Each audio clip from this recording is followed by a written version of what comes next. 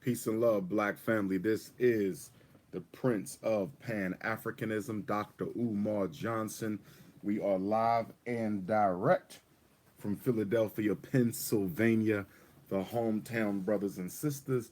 Last night, I had an opportunity to go to the theater and watch Tyler Perry's latest movie, Acrimony, which I want to talk about briefly. I know the hour is early and I do not plan to keep you long. In fact, I'm going to stop saying that because every time I say I do not plan to keep you long, I end up keeping you longer. So, uh, my apologies. Once the African Holy Ghost gets a hold of me, I have to keep on going. I have to obey the wishes of Supreme Consciousness, the Orishas, the Loas, the Abusums, the Netters, the Angels, the Iyami, and I have to keep on going. So, we're going to get into this movie, Acrimony, okay? And only a few points. It's beginning to get redundant to some extent. Um, and I'm not sure why. And shout out to our brother Tyler Perry, who we love and respect. Shout out to our brother Tyler Perry, who we love and respect. However, I do have to question our brother's motive or judgment or reasoning when it comes to these movies because I guess it's been over 10 years now and Tyler Perry has consistently offered us a buffet of movies that portray dysfunctionality in black male female relationships and intimacy in a way we've never seen before. Of course, we've had The Color Purples and we've had The Waiting to Excels and we've had the Precious movies, which I think he was involved in. We've had a lot of these typical male bash movies before, but Tyler Perry has revolutionized the game in that he not only dysfunctionality within our family backgrounds because coming from the labelization and birth of the toxic black family, we understand that. So we're not here to judge our brother because none of us are beyond judgment ourselves. But in looking at the movie itself, I almost walked out. I did, and I say that respectfully. I almost left the movie theater last night. I was forced to stay so I could see whether or not my intuitions would in fact be proven true. I was forced to stay through the movie to see whether or not, our brother would in fact deliver another movie full of useless, dysfunctional, and negative perceptions about black men, black women, the black family, and of course, black love. And as always, he didn't disappoint. Or should I say, he did disappoint, depending on how you look at it. For a moment towards the end of the movie, I thought things were about to turn around. It appeared as if once the husband finally manifested his engineering dream, um, I think he was an electrical engineer. Once he finally got his battery, okay, on the market, once his idea was finally purchased by the engineering firm, I thought that once he got his millions, he was going to come back and remarry Taraji. Taraji was the wife. I thought he was going to remarry Taraji. So I said, wow, Tyler Perry is actually going to give us something positive to take away from this movie, that this black man, after having caused a life of hell for his wife, now divorced wife, because she requested a divorce. So I thought that after all these years of making her struggle, after all these years of exploiting her financially and emotionally, of neglecting her feelings and needs, that once he got rich, he was going to come back, propose again on hand and knee, and only this time he would flip all the bills. So I got excited for a moment there, the last quarter of the movie. I said, okay, Tyler Perry been watching some Dr. Umar Johnson, and he said, I'm going to flip this. I'm going to flip this. Although the movie was a traditional black man ain't shit, black woman ain't shit movie, I'm going to flip it at the end and show how, despite all the challenges that we go through, despite all the challenges that we go through, we can, in fact, work it out in the end. That's what I thought our brother was about to do. But unfortunately, he didn't. And he took it to a whole nother level where our sister Taraji ends up going on the honeymoon. Okay, she ends up going on the honeymoon of her ex-husband and new wife, and ends up, you know, basically getting herself killed trying to hurt them.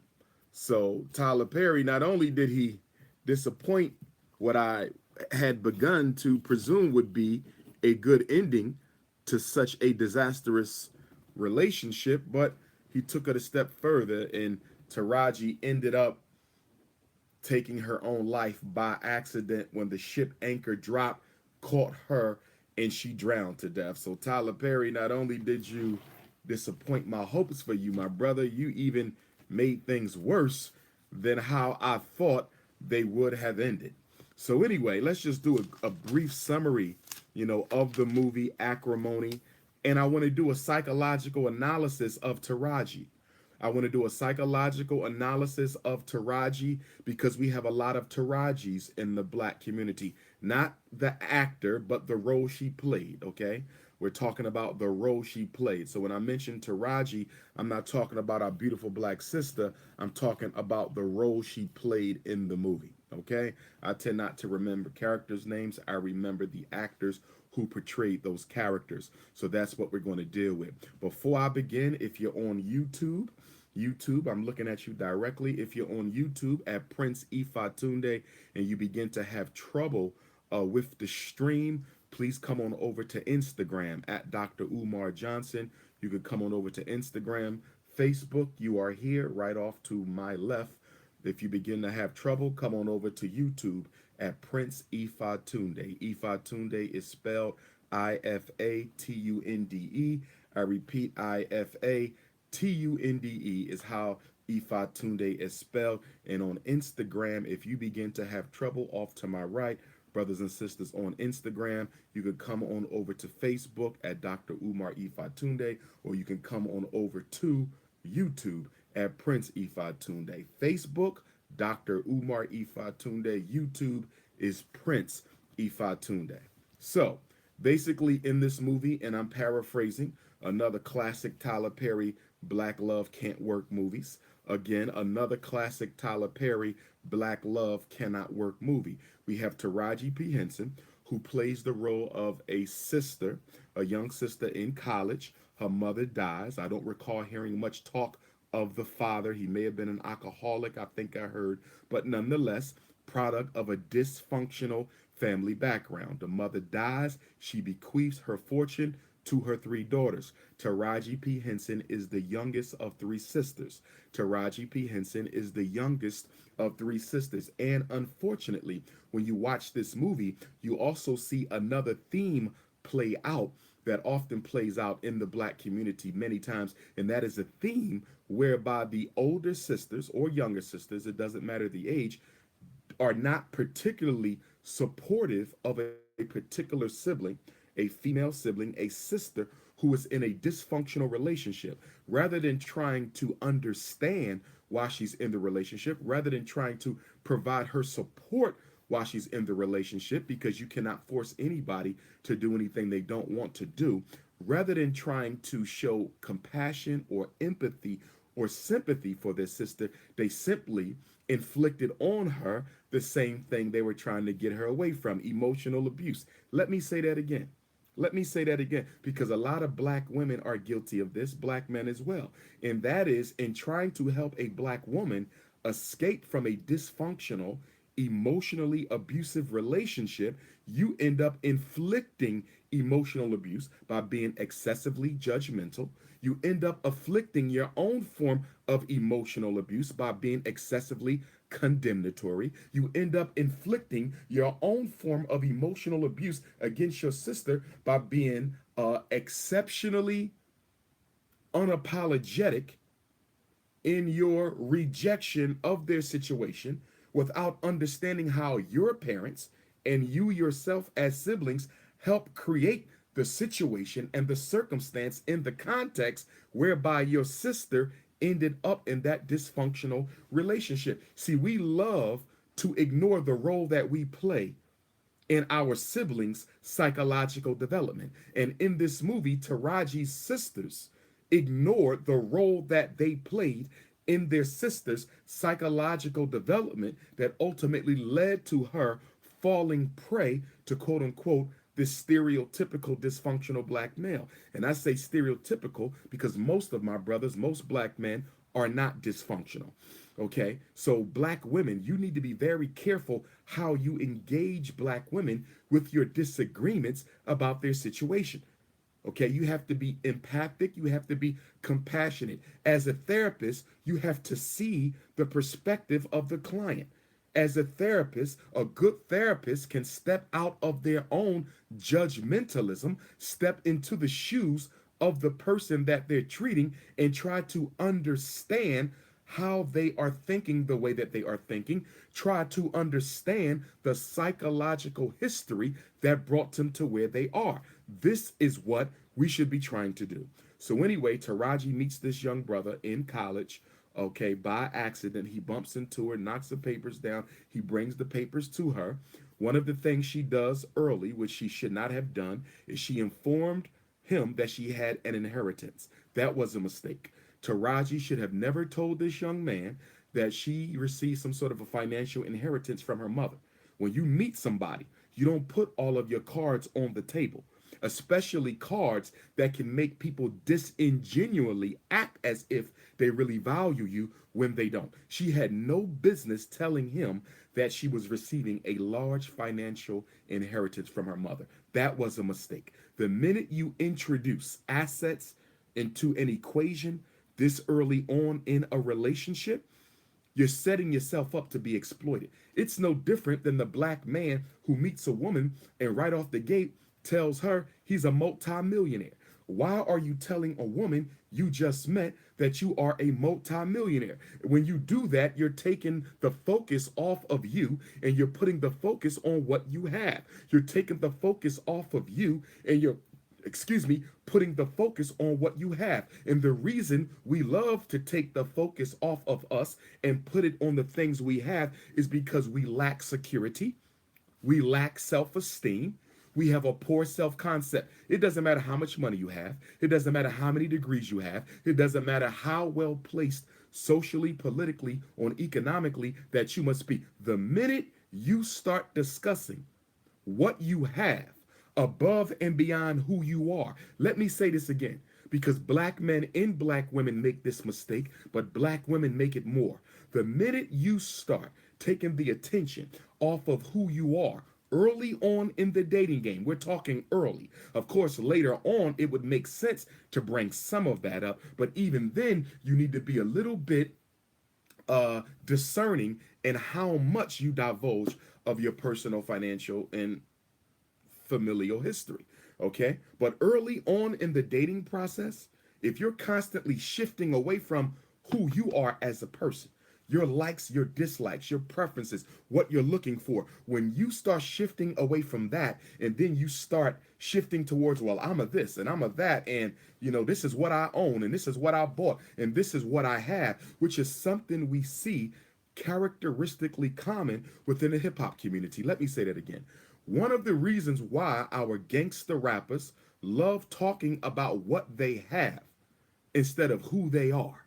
They love talking about what they do instead of who they are is because there's not much within them that they value. If you genuinely valued yourself, you would be talking more about yourself and not the things you own, the things you buy, the things that you do. And since so many of us as black males were deprived of a father figure whom we could emulate towards becoming our own man, there's a big empty hole in the middle of a lot of black men. There's a big empty hole in the middle of a lot of black men. There's a big empty hole about ourselves, and we shift that attention to what we own, what we do, what we have. What we own, what we do, what we have, as our gangster rappers do. 99% of all gangster rap songs is about what I bought, how much money I make, how many women I sexed, how much weed I smoke. They never talk about themselves. Once in a while, you'll get an emotional album. Every rapper puts maybe one or two emotional songs on their albums, but this is only a token to their emotional pain. This is only a token to the life that we don't know about. They need to do it more, because it doesn't matter how much sex you have. It doesn't matter how many albums you sell. It doesn't matter how many millions you have. You can still end up being unhappy if you don't focus on the person within. The body is a tool. It is not you. The mind is a tool. It is not you. The heart is a tool. It is not you. You are the person operating the body. You are the person operating the mind. You are the soul in the heart. You are not the heart. You are spirit. And if you do not cater to spirit, if you do not address spirit, then ultimately you will end up an empty soul. So Taraji ends up paying, she buys this young man a car. In college, with her mother's money, she buys this young man a car. So automatically we see thirst. Automatically thirstiness is going on. Right from the beginning of the movie, we got thirstiness. You have no business buying a man who is not your husband, not your fiance, whom you only knew a few months. You have no business purchasing him a car out of the money that you received from your mother's estate. That was very thirsty.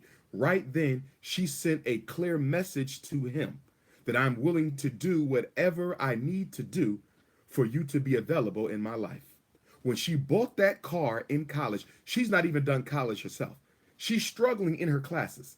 Instead of taking that money and starting a business, instead of taking that money and investing in a business, she instead takes the money and buys another student who she's hardly known a car.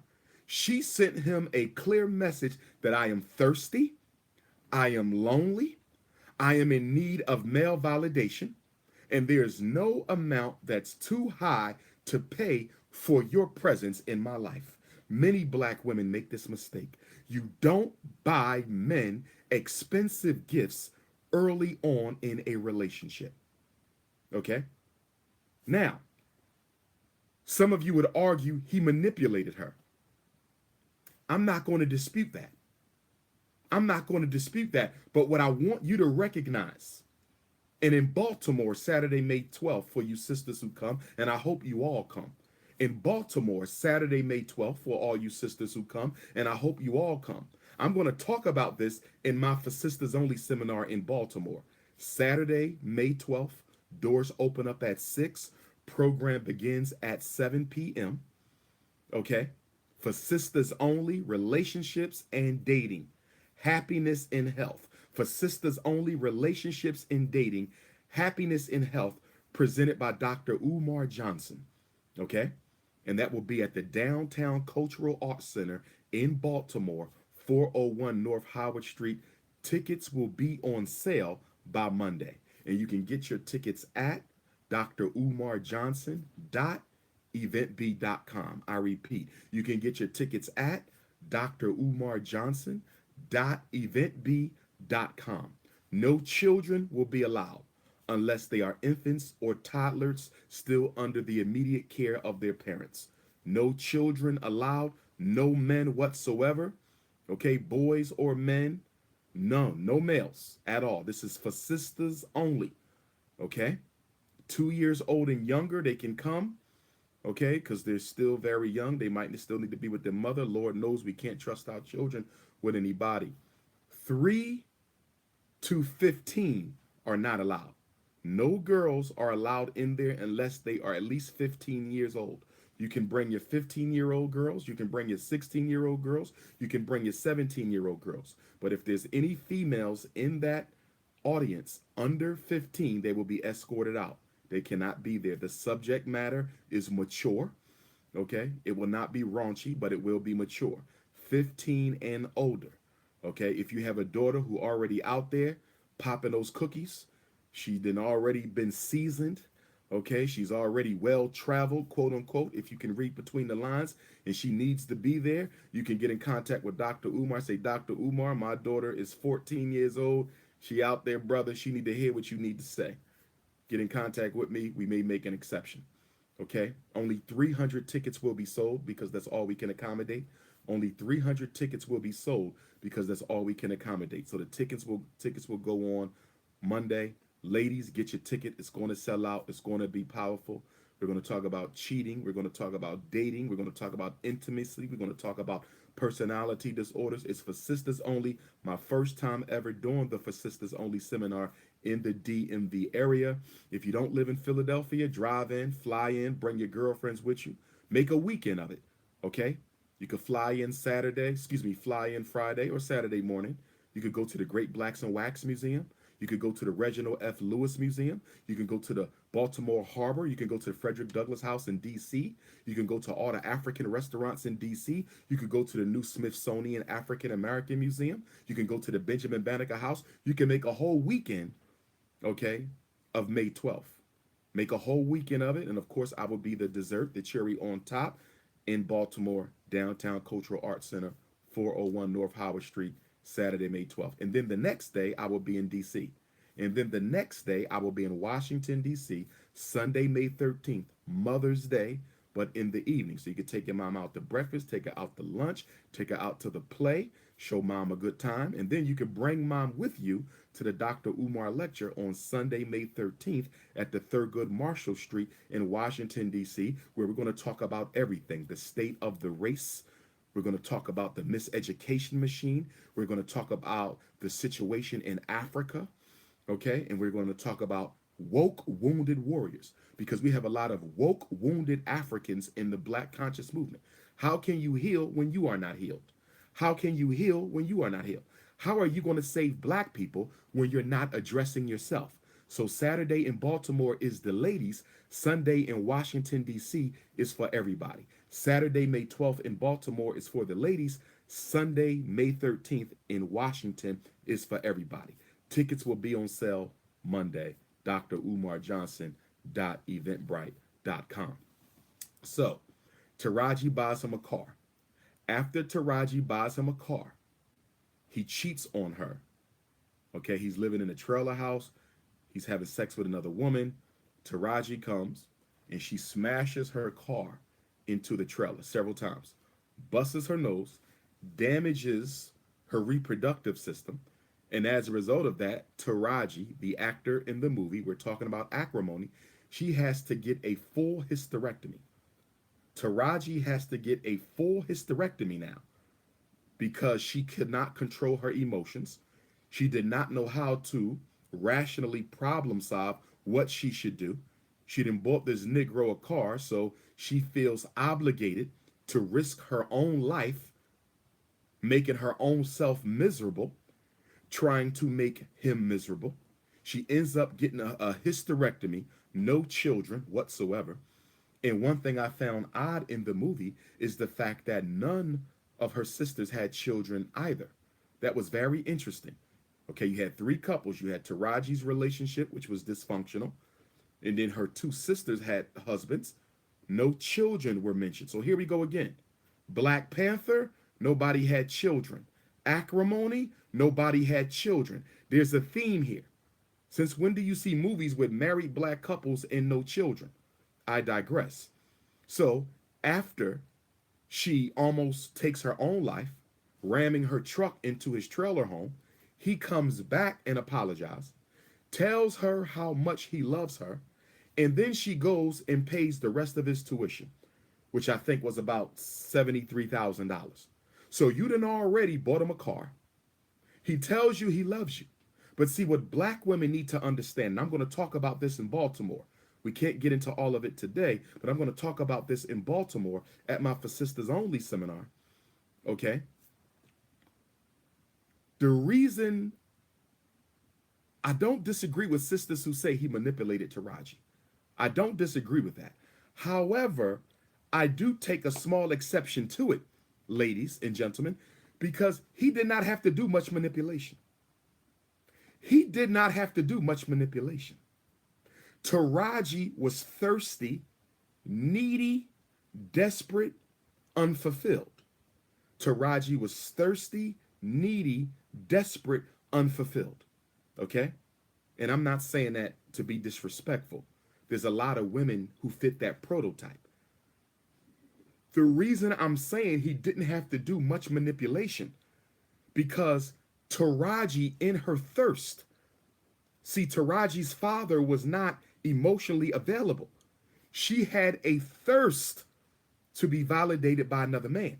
So he did not have to do much manipulation because Taraji was going to spend her money on him regardless because she felt that spending all her money on him was worth the price of having him around. How many black women watching this right now? How many black women watching this right now will pay their last dime to have a man present in their life? A lot of black women are like this. And this is why we need to heal our sisters. This is why our sisters need to heal themselves. Because a lot of black women, because of the fatherlessness, a lot of black women, because of the fatherlessness. And we see the same thing when it comes to men who don't have mothers. We see the same thing when it comes to black men who don't have mothers. When you have an emotional thirst, brothers and sisters, let me explain to you about emotional thirst. When you have an emotional thirst, there's no amount of money that can quench that thirst. The problem is we learned this too late. Just as in the movie Acrimony, Taraji learned all too late that no matter how much money I pay for him to be around, he'll never be able to complete me. Because nobody outside of you can make you happy, and nobody outside of you can give you peace of mind. From a certain perspective, it could be argued that Taraji basically leased, like you lease a car, you lease a house. Taraji basically leased that man's availability in her life. He never was emotionally, so you got to recognize something. He was never emotional. He was never psychologically present. His whole life, their whole relationship together was one-sided. See, that's why I would say you got to be careful in saying he manipulated her. You have to be very careful in saying he manipulated Taraji, because he never really did a good job showing her that he cared. Let me say that again. Taraji's husband in Acrimony never did a good job showing her that he cared. She saw early on he was a loser, but she kept going. She saw early on that he could not emotionally provide for her, and she kept going. It was not his manipulation that made her life a living hell. It was her desperation. Let me say this again, and I want all my sisters to pay attention to me. And to my brothers watching this, in no way are we degrading black men, because I know that the character in Acrimony is not the standard for brothers. I know that. So black man, bear with me. This is an education for our sisters who happen to be dealing with some of those few black men who are predatory and exploitative and narcissistic, because Taraji's husband in Acrimony was so pathologically selfish that I would probably diagnose him with clinical narcissism. Taraji's husband in Acrimony was so pathologically selfish that I would probably diagnose him with clinical narcissism. Did you notice in the movie he cared about absolutely nothing? Nobody, nothing, except his invention. That's all he cared about. And if you notice, when he finally got an opportunity to pitch his invention to the white engineering company, when they offered him $800,000 to buy his invention, which he turned down, which was a good move. That was very good. I'm glad Tyler Perry put that in the movie, because black men and black women need to stop selling our intellectual products to white folks for pennies on a dollar. And as you see in the movie, because he held out, he ended up making tens of millions of dollars above and beyond the 800,000 that he was originally offered. So I do thank Tyler Perry for that. I'm glad he showed in his movie the need for black people to not sell their inventions just because they broke. Even though he had nothing, he refused to sell away his invention. It meant more to him than money, and I'm glad the brother held out, because we saw later that in holding out and maintaining ownership of his intellectual property, it ultimately made him a multimillionaire. So thank you for that, Tyler Perry. That was brilliant. We need to see more of that, because obviously our athletes and our entertainers and our inventors don't seem to understand that. They're willing to sell everything that they create for a couple of pennies. Okay? Rich now, poor later. Rich now, poor later. But the analogy that I want to draw is he was willing to sacrifice poverty and homelessness. Because remember, when he finally got an opportunity to pitch his battery to the firm, he was homeless, he was impoverished. Him and Taraji was going through a divorce. He had nothing or nobody. He had nothing or nobody. But he was willing to sacrifice and continue to be broke and poor to control his inventions. I want to contrast that with the fact that he never sacrificed for Taraji one day. Have y'all noticed that in the movie? He never sacrificed for his wife. He never sacrificed some of his time working on his invention to get a job to help his wife pay the bills. Not one time in his whole movie did he sacrifice for his wife, but he was willing to sacrifice for his invention. Not one time did he sacrifice for his wife, but he was willing to sacrifice for his invention. I agree.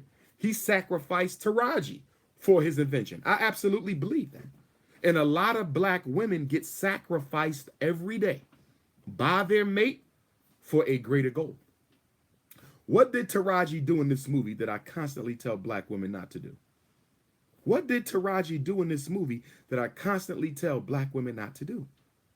Don't invest in a man before you invest in yourself. Taraji never invested in herself. Taraji invested in her husband.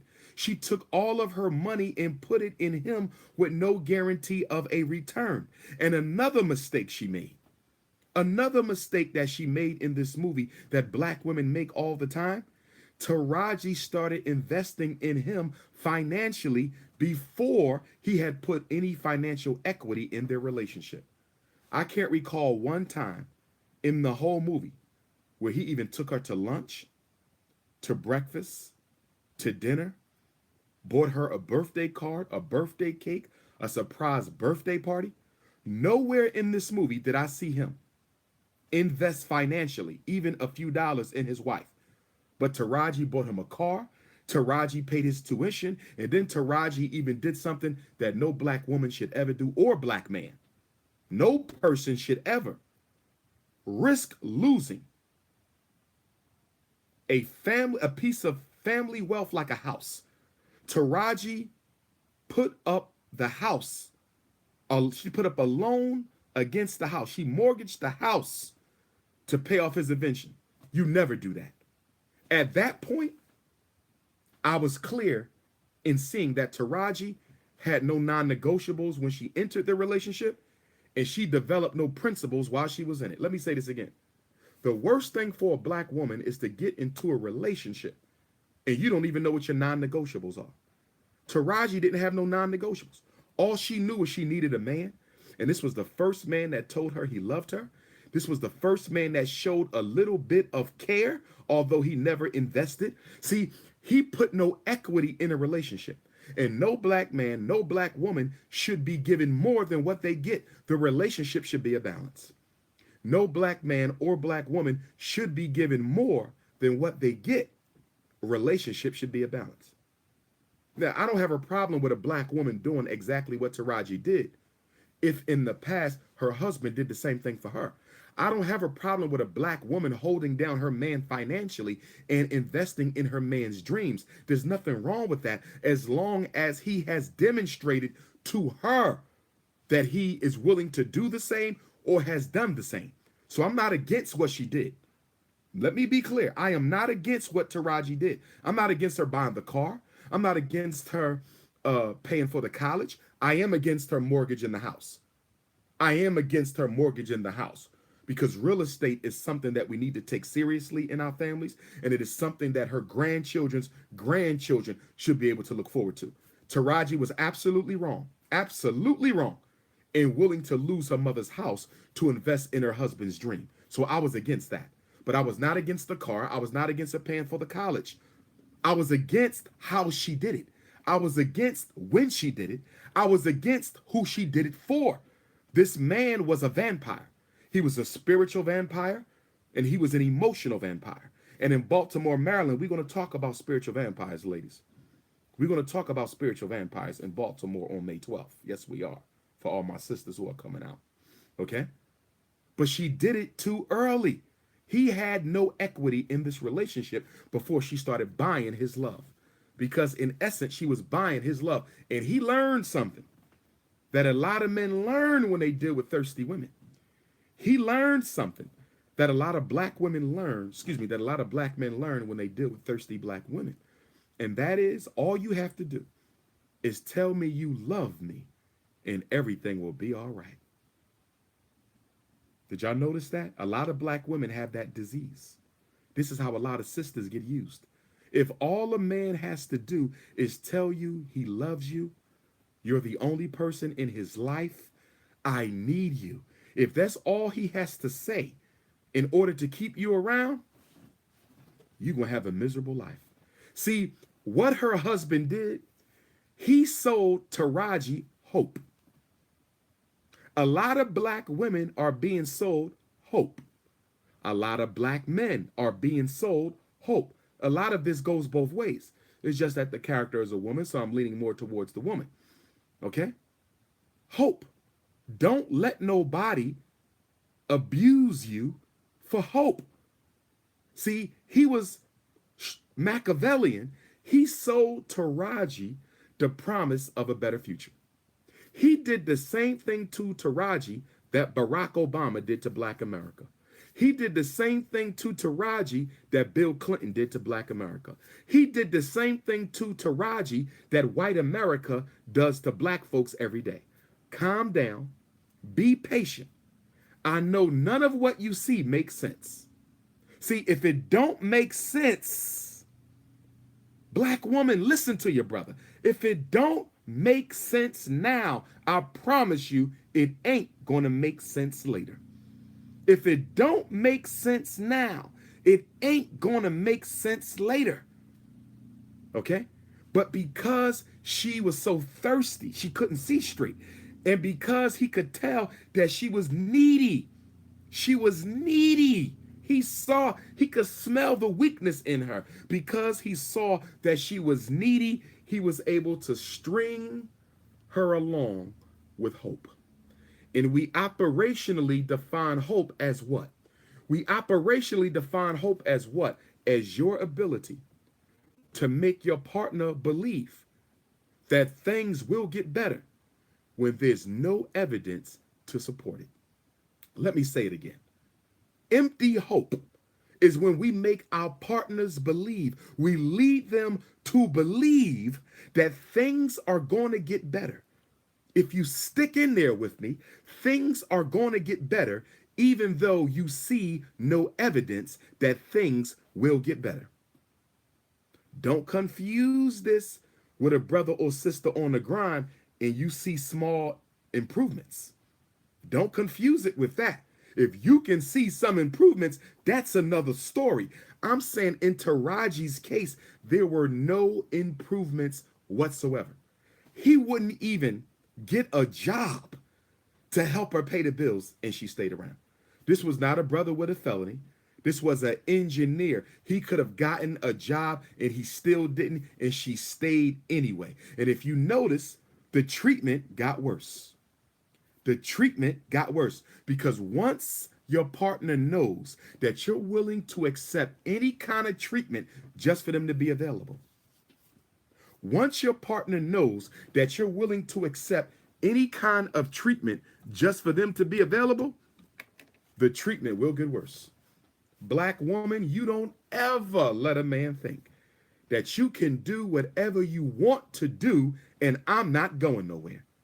Once he saw Taraji wasn't going nowhere, he ain't had to pay her no mind at all. And every time she complained, he would simply say what? Stick with me, baby. Stick with me, baby. I need you. Stick with me, baby. Stick with me, baby. I need you. He wasn't paying no bills. He wouldn't get a job. And even when her sister's husbands got him a job, he was willing to sacrifice their company to get an interview with the engineering firm. Y'all remember that? They lost their largest client because he got a phone call to come and pitch his product to that company. He didn't even bother to call them and say, look, brothers, I got a once in a lifetime opportunity. Can somebody meet me and take over this truck? I got to get to this. He didn't even give a damn about them. He was what you call narcissistic. Black woman, whenever you dating a man who's so tunnel vision, all he care about is that rap CD. All he care about is that basketball career. He don't remember your birthday. He don't remember your honeymoon. He don't get you nothing for Mother's Day. He don't care about nobody. That is classical narcissism. And a lot of you women put up with it because you say, I'm going to put up with it because I know he going to make it. Once he make it, things going to be all right. No, they won't. Because as you saw in Acrimony, once he made it, he went back to a college sweetheart that he cheated on Taraji with. It didn't get better. Now, yes, it's true. He gave Taraji $10 million. After he made it, he came back. He bought her mother's house, gave her the key. Yes, he did. And I can respect that. The house that she lost for him, he bought it back and returned it. I can respect that. But he should have never made her put it up in the first place because there was no guarantee that his invention would ever cash in. But I can respect he did it. I can respect the $10 million. I can respect the $10 million, but we still have a problem. That $10 million does not compensate. We still have a problem. That $10 million does not compensate for the years of pain and hurt and abandonment and neglect that Taraji had to put up with. In fact, there was no evidence in the movie that she actually cashed the check. There was no evidence in the movie that she actually cashed the check because she did not marry him because she wanted his money. She married him because she wanted him. She married an idea, not the man. And too many black women are falling in love with the idea, not the man. See, she was in love with the idea of love.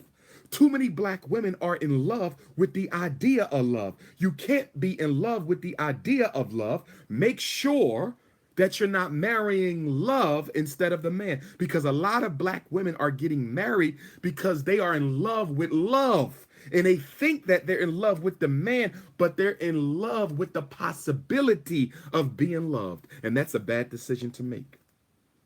That's a bad decision to make. That's a bad decision to make. Black women cannot be so in love with love that you fail to recognize you're not being loved. You're in love with the promise of love to come. He promised her a love to come later. Love doesn't have to wait. Why does she have to postpone being loved? It doesn't cost anything. And that's what somebody should have told Taraji. If I was a therapist, I would have asked her. Why are you allowing someone to postpone loving you when love doesn't cost a thing? Black woman, I'm asking you, why are you allowing someone to convince you to postpone being loved the right way when love doesn't cost anything at all?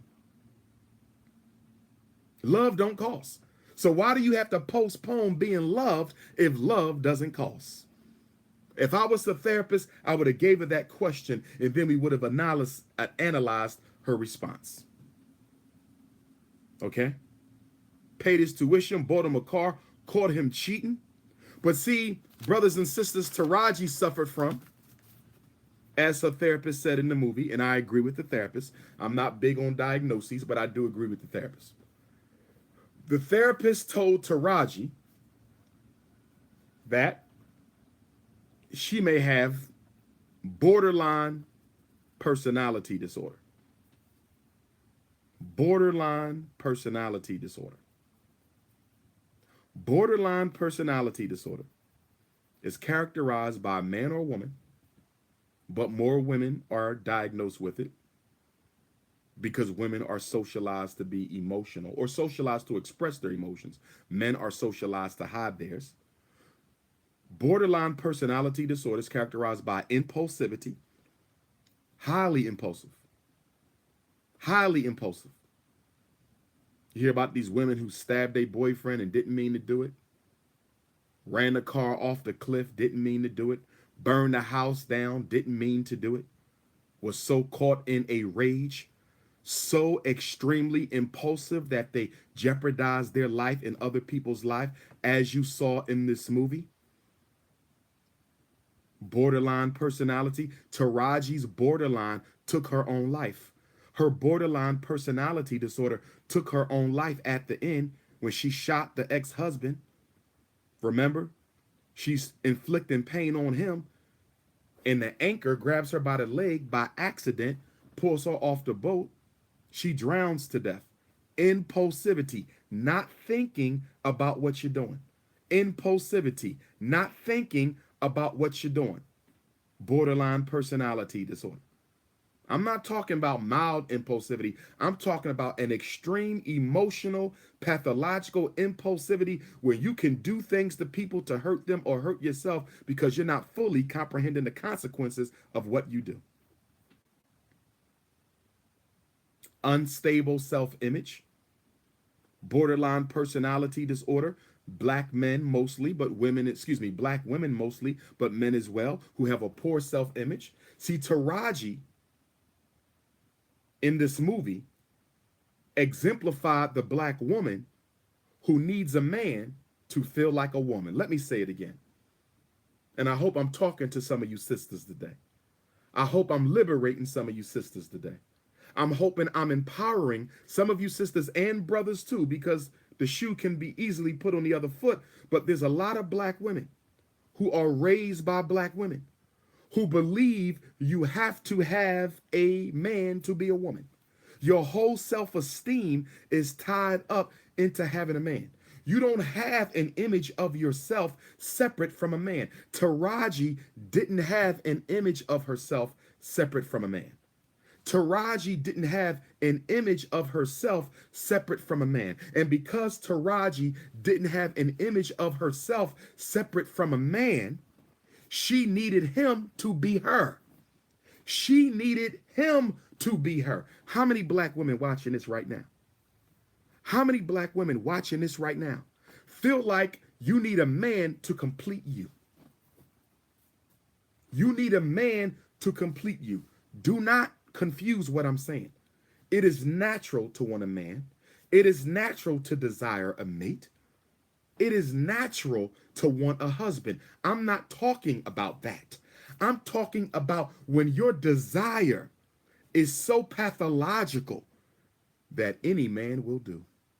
I'm talking about when your desire is so pathological, black sister, that any man will do. I'm talking about when your desire is so pathological that you will take any loser who shows up because you have a core belief conditioned into you by the women who raised you that you got to have a man to be a woman. Taraji had that.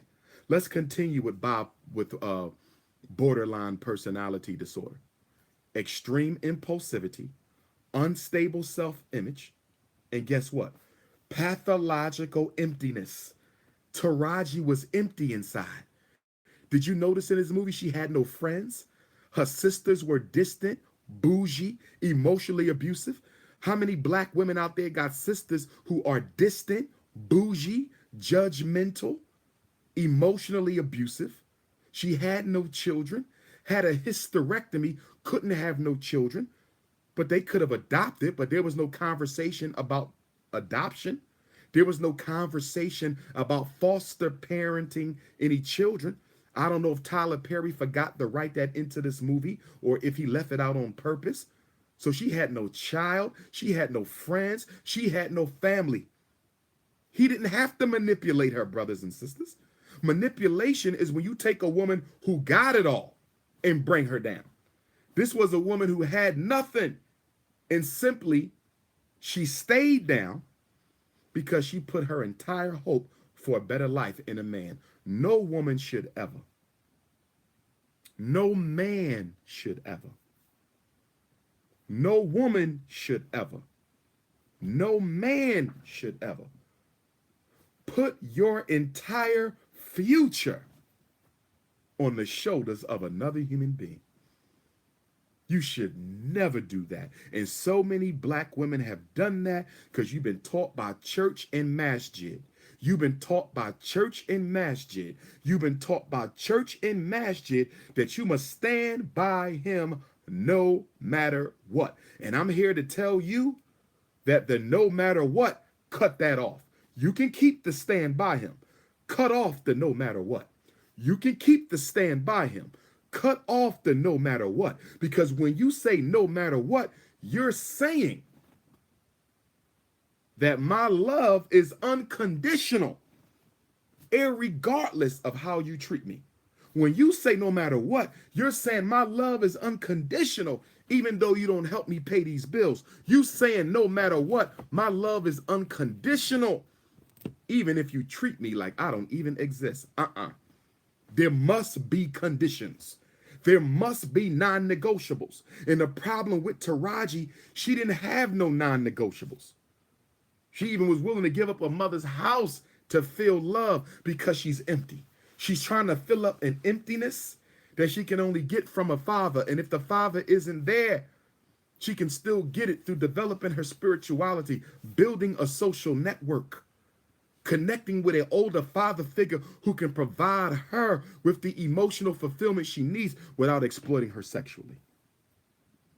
She tried to get it from a man.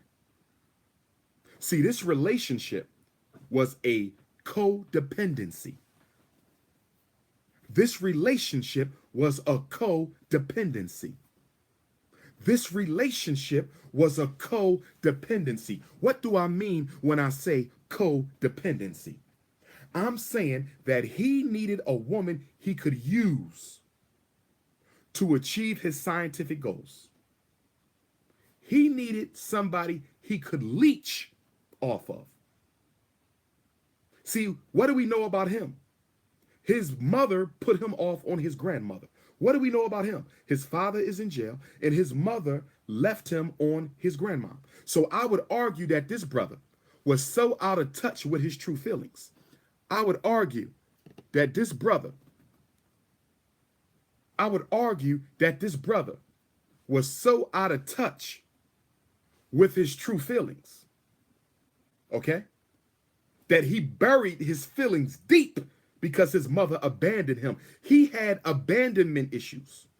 So he didn't have a problem mistreating Taraji because as far as he's concerned, all black women are no good because his mother dumped him off on his grandma. Now, this didn't come out in the movie, but I'm telling you, based on his behavior and based on his psychological history of being abandoned by both parents, but particularly the mother who dropped him off on a grandma, just like Obama's mother did, okay?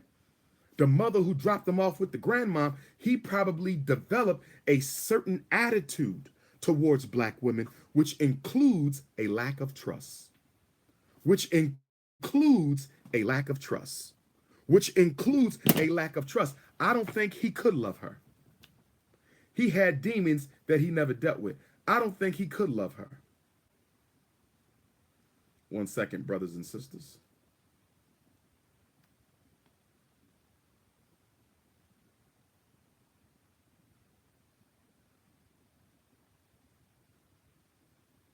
One second. I had to check a quick text.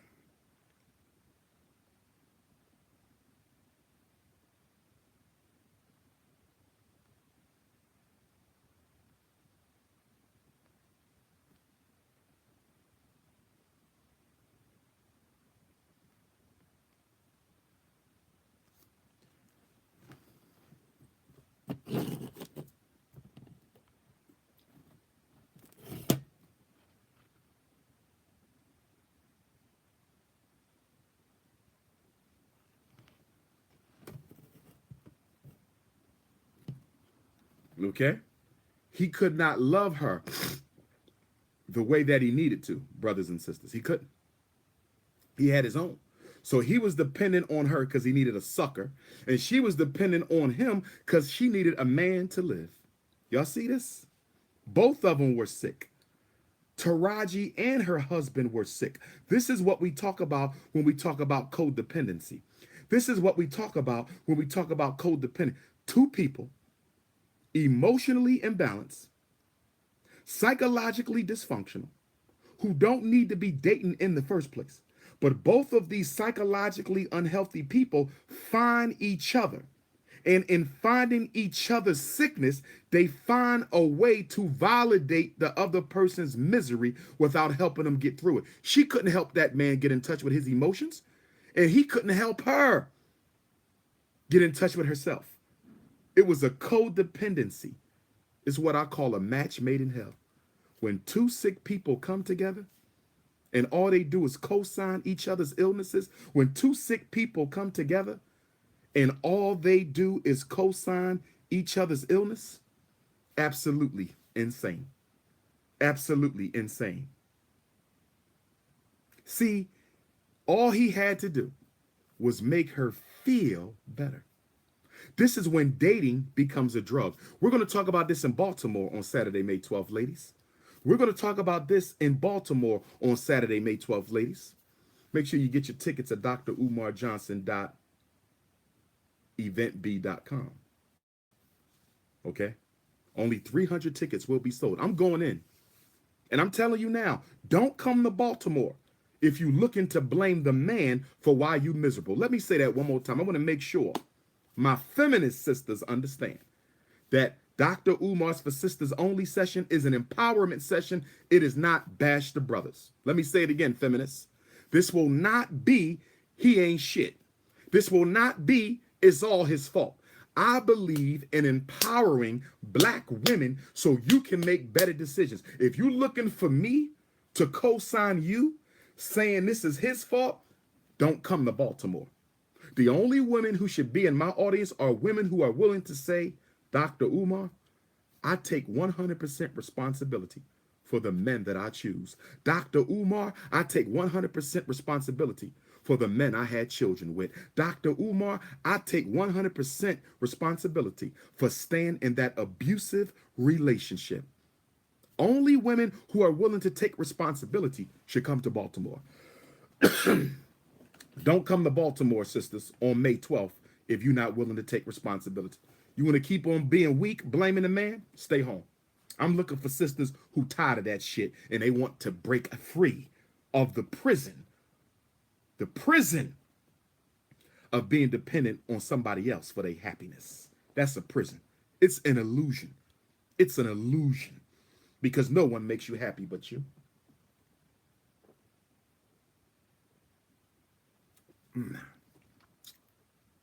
So, he did love Taraji in his own sick way, or he was at least attached to Taraji. Let me say this to black women, because this is important. Let me say this to black women, because this is important. There's a lot of men who have suppressed their emotions so much. Black men, there's a lot of women who have oppressed their emotions so much that they think they love you when they're really just attached to you. Let me say it again. A lot of you are being told that your mate loves you, male or female. A lot of you are being told that your mate loves you. They don't really love you because they don't know their emotions.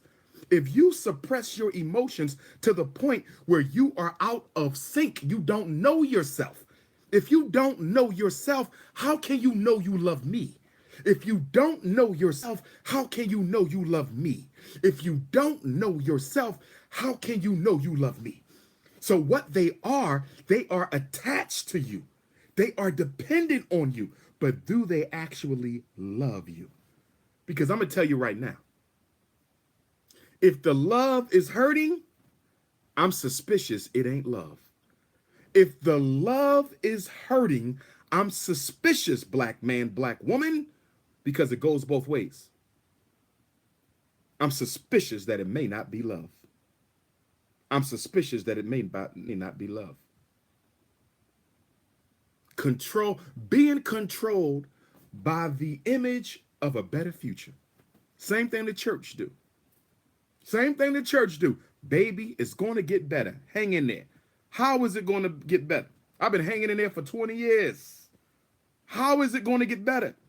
See, the problem is Taraji should have left a lot sooner than she did.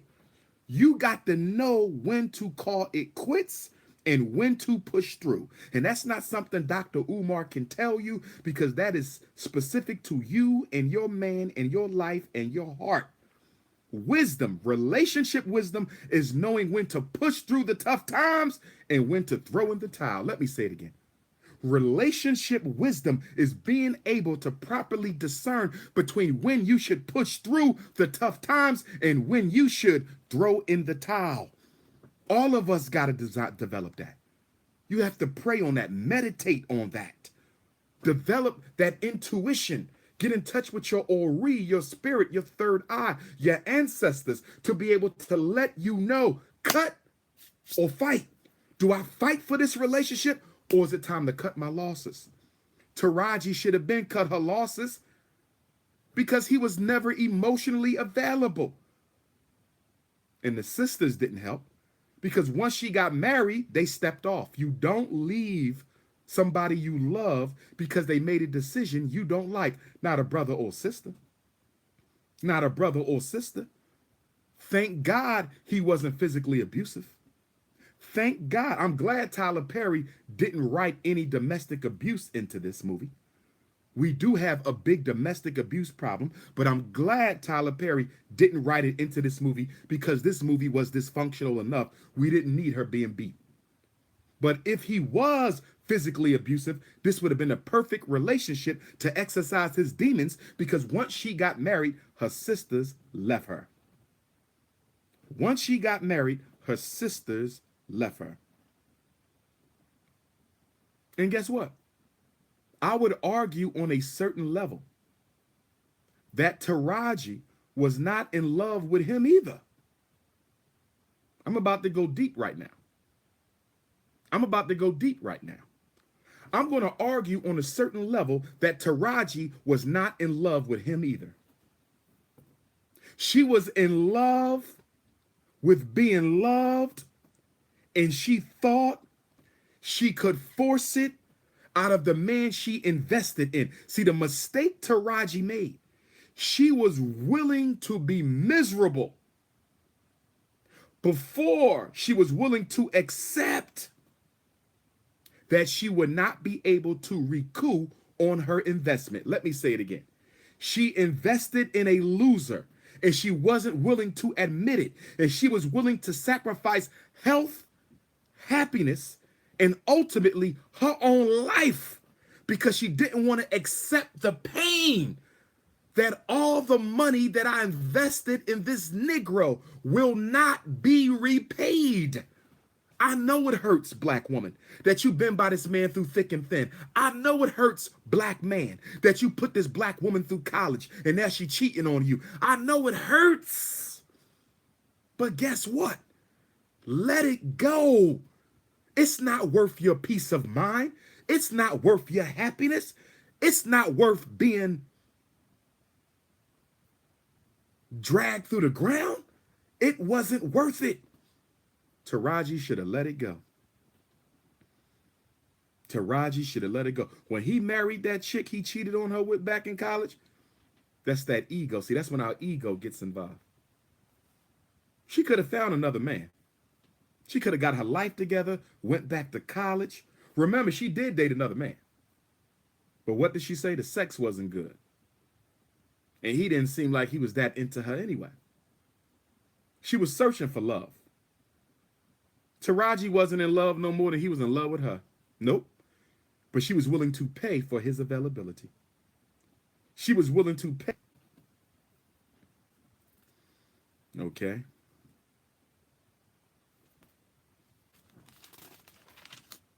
What else do we know about borderline personality disorder? They have an intense, paranoid fear of being abandoned. Black man, you ever date a woman and she's so paranoid about you leaving? You're not even leaving. She's so paranoid about you leaving her. I'm not talking about cheating necessarily. I'm talking about leaving. You see how Taraji was so paranoid about him leaving? Any woman whose fear of abandonment is that deep is an emotionally wounded woman. Nobody's fear of being left should be that deep.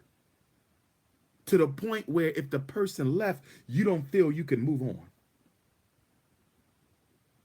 You don't feel you can move on.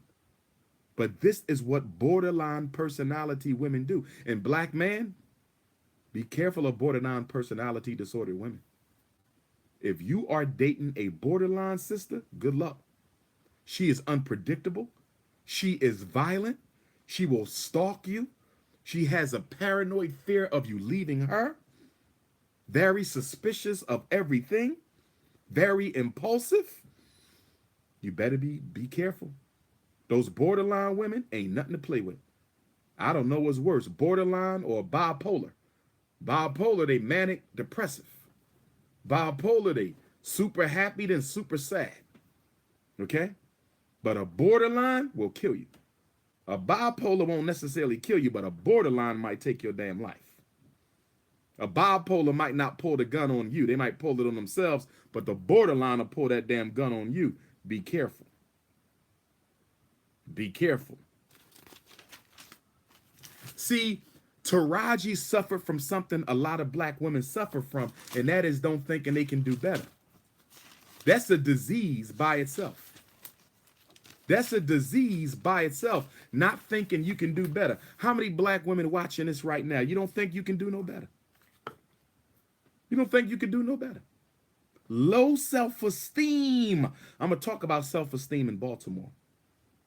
I'm going to talk about self-esteem in Baltimore because as y'all heard me tell you before, a woman with low self-esteem should not be dating. A woman with low self-esteem should not be dating. A woman with low self-esteem on these streets today, with all these fatherless black men we got running around, a woman dating in dangerous America 2018 with all these fatherless black men running around, all these abusive black men, all these down low black men, all these exploitive black men. Most black men ain't like that, but there's a lot who are. Most black men ain't like that, but there's a lot who are. And you got low self-esteem? A woman with low self-esteem is like a rabbit walking into a pack of wolves. A woman with low self-esteem is like a rabbit walking into a pack of wolves. You have no business dating. And see, I think Taraji's sisters could have saved her. I think Taraji's sisters could have saved her if they would have loved her instead of judging her. I think Taraji's sisters could have saved her if they would have loved her instead of judging her. Don't make that mistake. Your mom is with a man you don't want your mom to be with. Don't abandon your mom. Love up on your mom. Love up on your mom. Your little sister, your brother is in a relationship where he being suckered by some woman. Don't you cut him off. Love up on him. Hey, bro, let's go hang out. Get him away from her. He might meet somebody else. Get him away from her. He might see something different. Bring him with Dr. Umar this summer to the Egypt and Ethiopia tour. We going to Egypt and Ethiopia, July 22nd to August the 6th. We going to Egypt and Ethiopia this summer, July 22nd to August the 6th. If you want to go with me to Egypt or Ethiopia, all you have to do is get in contact with Queen Mother Sharifa, Africa Dreamer Tours out of New York.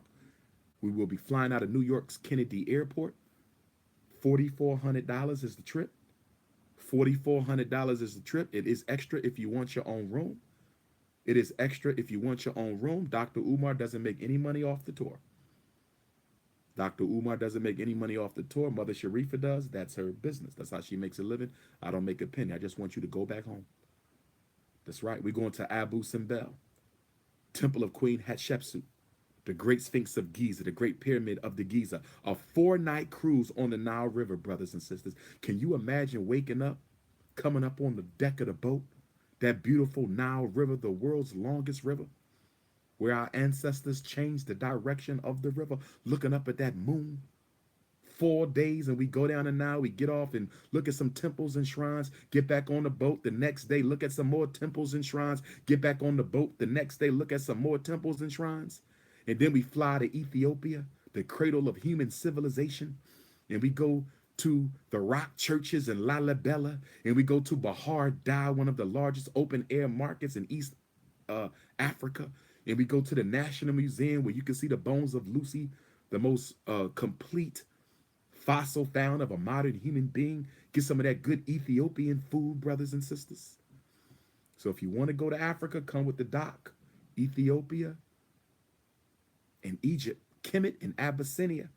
We're going to go into the shrine of His Majesty Emperor Haile Selassie the First. We're going to go into the shrine of Menelik II, one of my greatest heroes, King of Ethiopia, descendant of Queen Sheba and King Solomon, who defeated the Italians at the Battle of Adwa in 1896 when nobody gave him a chance. Oh, it's going to be beautiful. It's going to be beautiful. If you need the information, you can email me, Dr. Umar Johnson at yahoo.com, DRUMAR Johnson at yahoo.com, or you can text me, 215-989-9858, 215-989-9858. Do not leave a voicemail. I said you text. If you need to leave a voicemail, call 8444 Dr. Umar. If you need to leave a voicemail, call 8444-DRUMAR. Okay? The Ghana trip will be next summer. We're back to Ghana 2019 for the 400th anniversary of the commencement, or memorial, 400th memorial of the commencement of the international African slave trade from Africa to America. They dropped our ancestors off enslaved 1619. Next year will be 400 years. And the government of Ghana is planning a massive celebration to commemorate 400 years since the beginning of the European slave trade from Africa to America. If you can't go with us this summer to Ethiopia and Egypt, save your money for next year. Ghana, 400-year celebration, 400-year memorial of our ancestors. It's going to be powerful. If you can't go this summer, save your money for next summer. But you want to go this year and next year. You want to do East Africa this summer, West Africa next summer. You want to do East Africa this summer, West Africa next summer. Let me get back on track.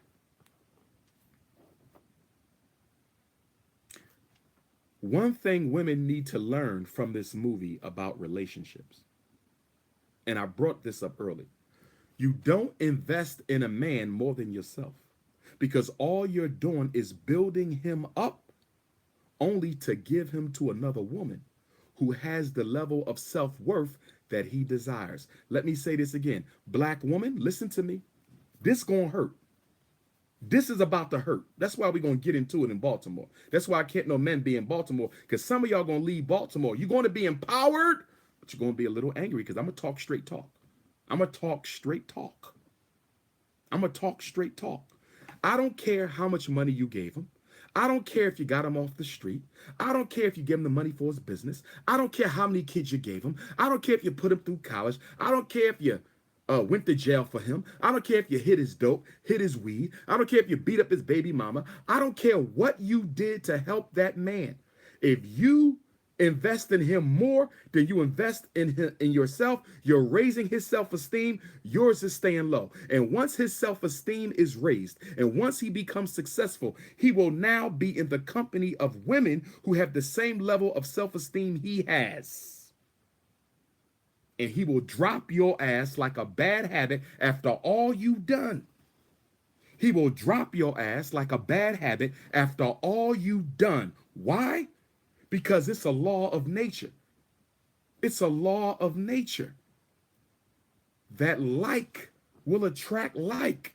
And if you build me up, but you don't build yourself up to still be my mate at this new level, you will be abandoned for someone who can meet me where I am. And this is why so many women build up men to only be left and abandoned by those men, because you thought that after he became all of that, he was going to stay with your low self-esteem ass? You thought because you sacrificed? I know it ain't fair, black woman. I know it ain't fair, black men. Some men have been through the same thing. I know it ain't fair, but y'all need to understand this. We live in selfish times. People will use you and spit you out. You don't give your last penny to somebody. No, unless they've earned it. Reciprocity. Relationship is based on reciprocity. So you may ask yourself, why didn't Taraji demand reciprocity? She asked for it.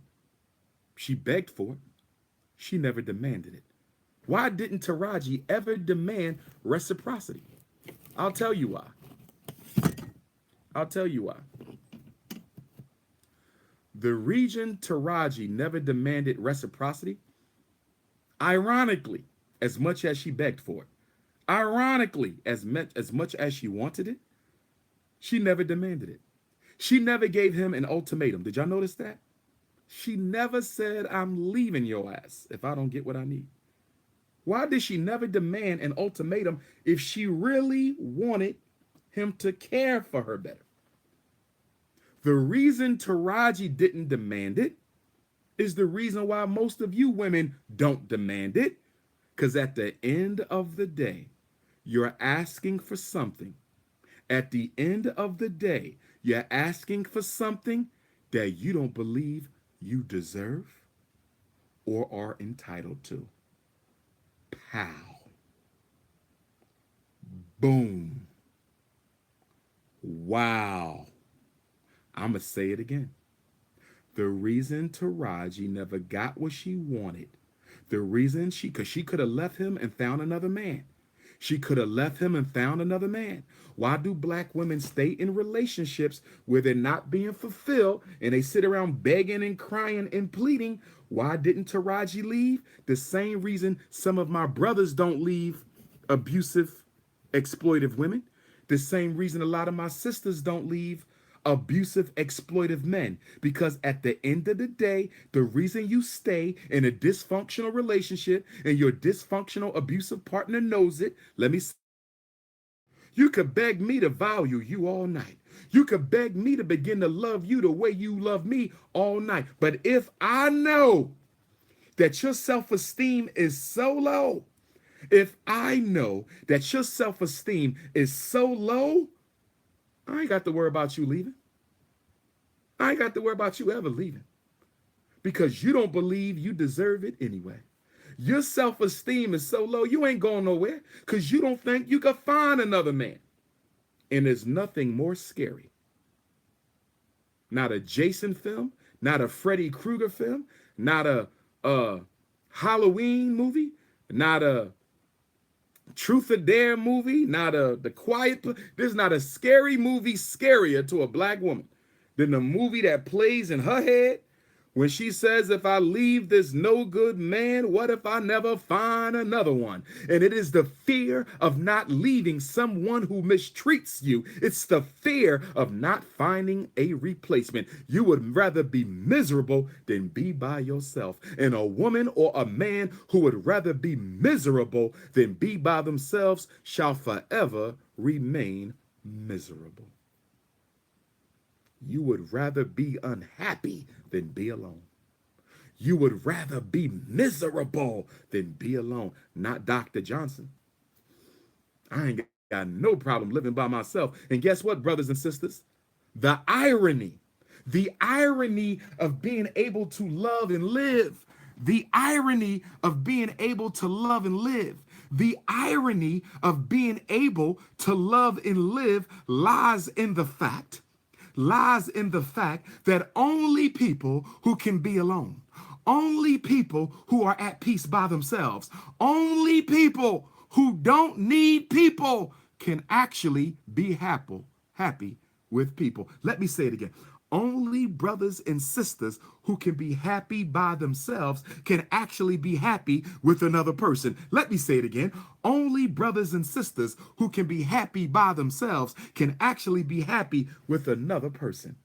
People who cannot be happy alone will definitely not be happy with you.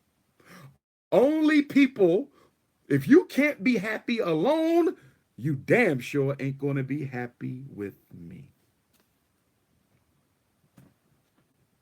Now, he did owe that other woman the woman he cheated on in college, because she ultimately got him the deal.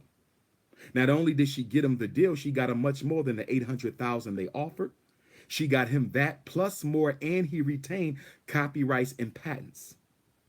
The problem is Taraji did all the hard work. See, I'm a firm believer. You don't put out nothing in a relationship that you cannot live with having lost if that relationship ends today. Did y'all hear what I said, brothers and sisters? I'm going to say it again.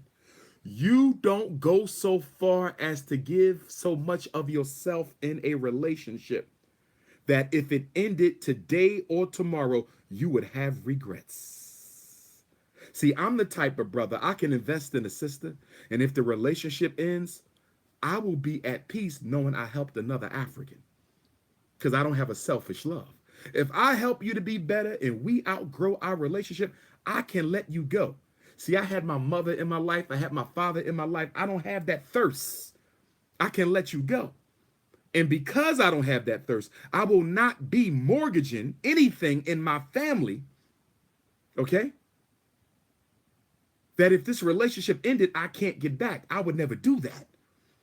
See, this is when thirst, we're going to talk about thirst in Baltimore Saturday, May 12th. Oh, we're going to talk about that thirst. But let me say this to Tyler Perry. My brother, I need you to do better. This is to Tyler Perry right now. Brother, I respect you. I respect what you come from. You are a success story. You're a brother that other brothers can look up to. You a billionaire brother. Brother, you are an example. But I need you to stop making movies that portray the worst of black love. Brother, I almost walked out your movie last night. I said, here we go with some more of Why Did I Get Married bullshit. And if you do Why Did I Get Married again, I got to be Jill Scott's husband. Okay? Somebody get Tyler Perry on the phone and tell Tyler Perry that Dr. Umar says if there's another Why Did I Get Married, he must be Jill Scott's boyfriend, husband, fiance. I want to be in Why Did I Get Married Part 3 and 4. And you're going to sell more than ever before because I'm much more popular than most of your actors. Trust me on that. I'm much more popular than most of your actors. Trust me on that, okay? No disrespect to them. But my brother Tyler Perry, as you saw with the Black Panther movie, as you saw with the Hidden Figures movie, black people will support other kind of movies. We don't need to keep seeing romantic filth. We don't need to keep seeing the insecurities of intimacy. That movie, Acrimony, I don't think I could show that to my daughter. I wouldn't feel comfortable showing that to a developing young African princess. I couldn't show them that movie. I don't even think I could walk them through it because it's so negative. You made the man look like a straight predator. The woman was crazy, emotionally unconcerned to the point that she killed herself by accident on his boat during his honeymoon, brother. You couldn't have ended the movie a little bit better than that? Brother, please. We need a movie on Marcus Garvey. We need a movie on the Mau Mau. We need a movie on the Haitian Revolution. Brother, I can give you movie topic after movie topic. I can even write some movies for you, my brother. How about a movie on some of our great black inventors? How about a good movie on the fight for equality in this country? How about a Frederick Douglass motion picture? My brother, there's so many movies and topics and themes that you can explore. You got the money to do it. You got the money to do it. Can you please stop giving us these damn black love dysfunctional movies, my brother? I was hurt last night because it looked like I thought he was going to get that money, come back, say, baby, I messed up. I'm sorry. Marry me again. I'm going to do it right this time. I was going to say, thank you, Tyler Perry. Thank you, Tyler Perry, for giving our men and women some hope. Instead of that, he marries the other chick. She ends up getting killed on the boat, Taraji. He gets shot up on his honeymoon. Tyler Perry, goddamn, brother, can we please consider some other movies? Please. Now, if you live in New Jersey,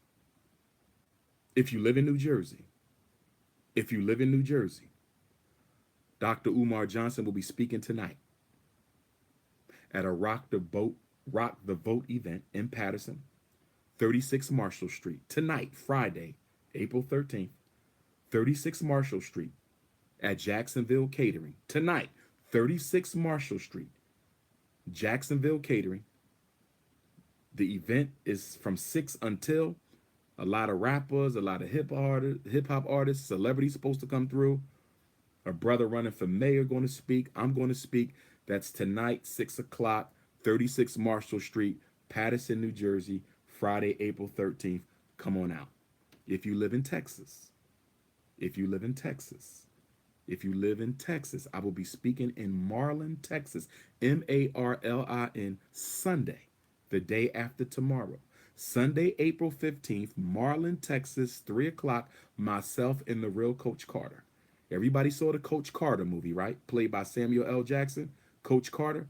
Well, the man that movie was made for, the real Coach Carter, has his own school and his own camps, and he invited me out to speak with him this Sunday at 3 o'clock. If you need the flyer, text me for it.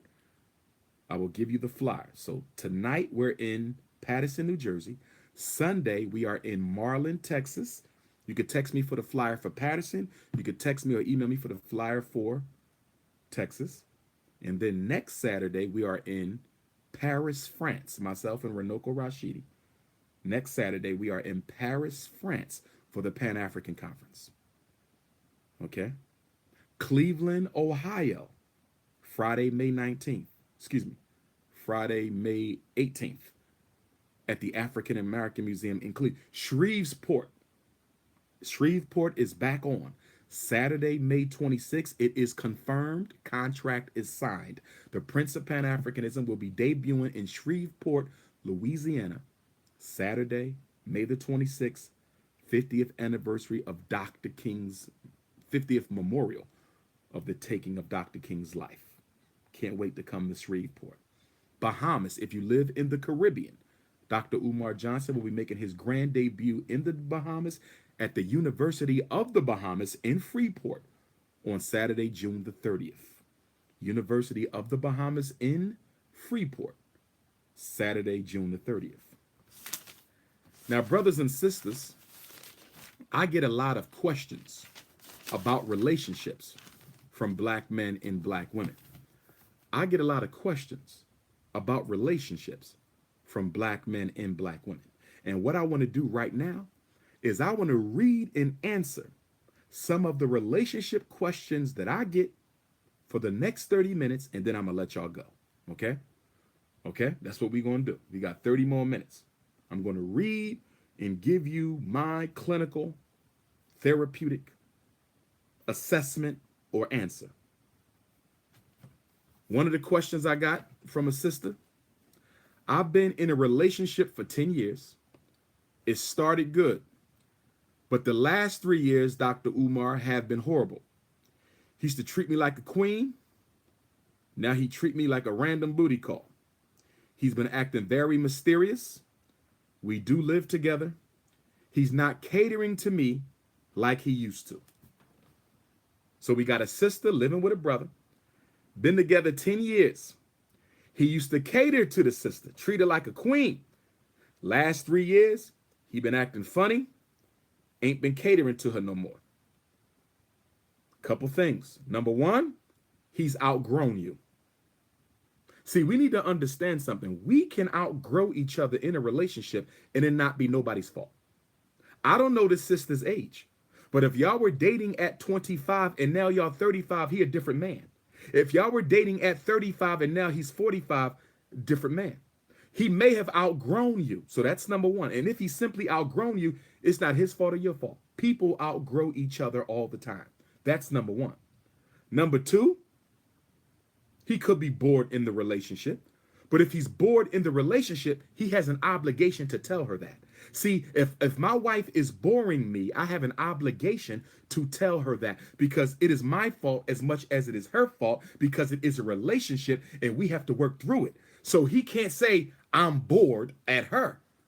you are also responsible for making this relationship what it needs to be. The man is as responsible as the woman towards making the relationship who it needs to be, what it needs to be. So he can't start treating her funny because he's bored. If it's boring, make it not so boring.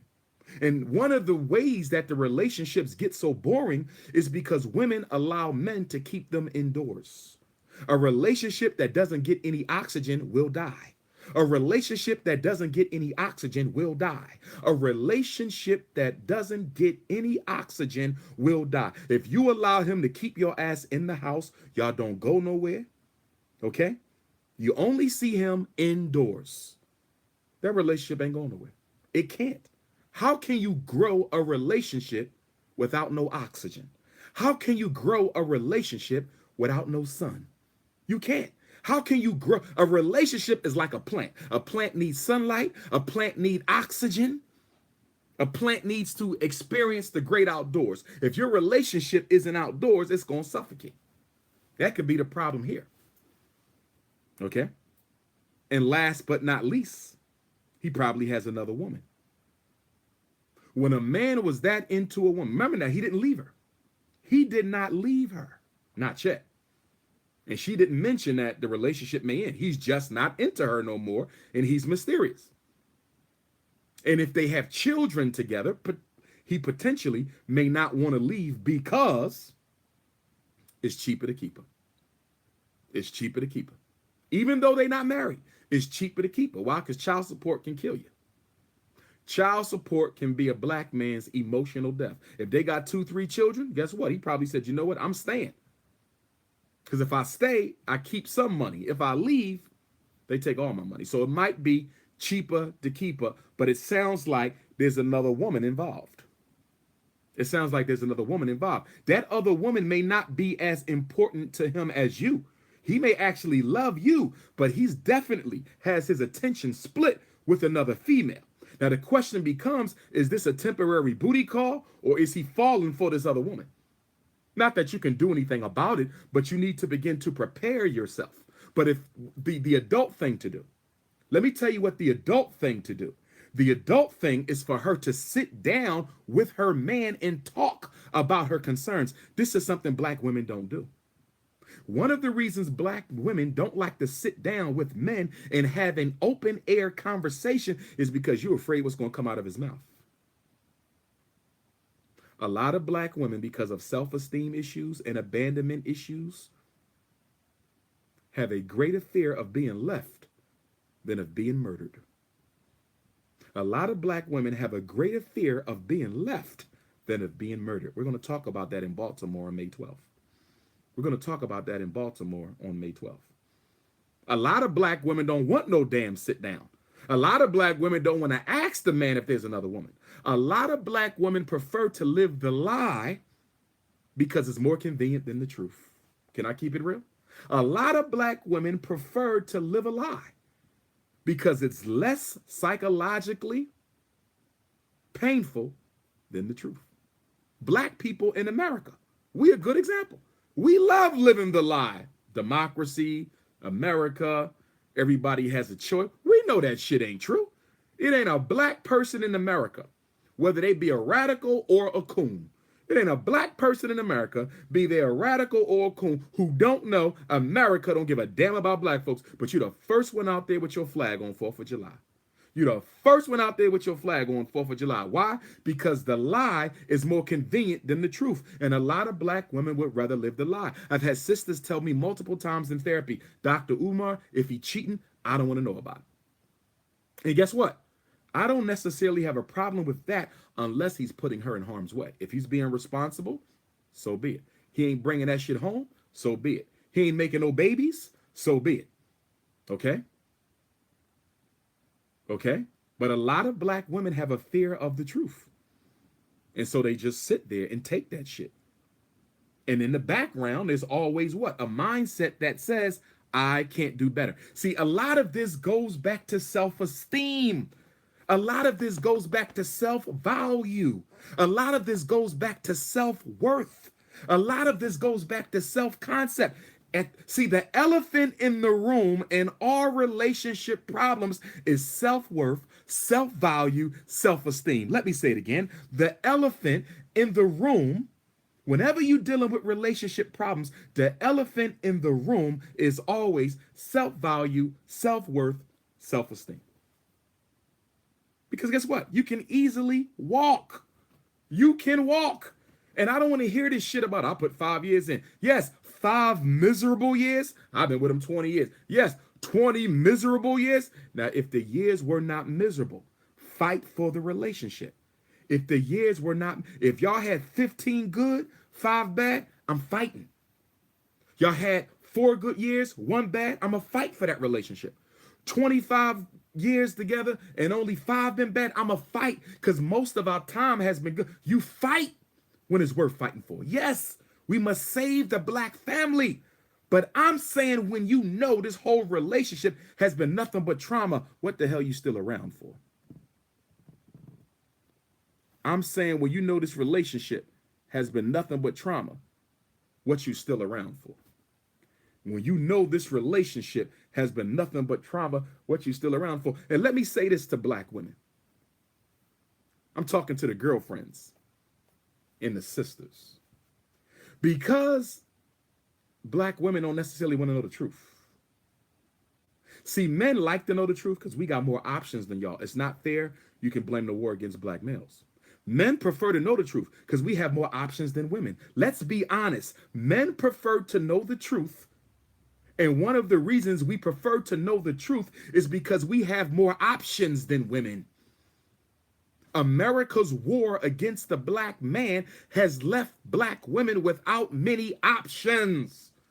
And because a lot of black women don't have options, and it's not her fault, and it's not our fault, it's white supremacy's fault, she would rather not know the truth than have to deal with the lack of options.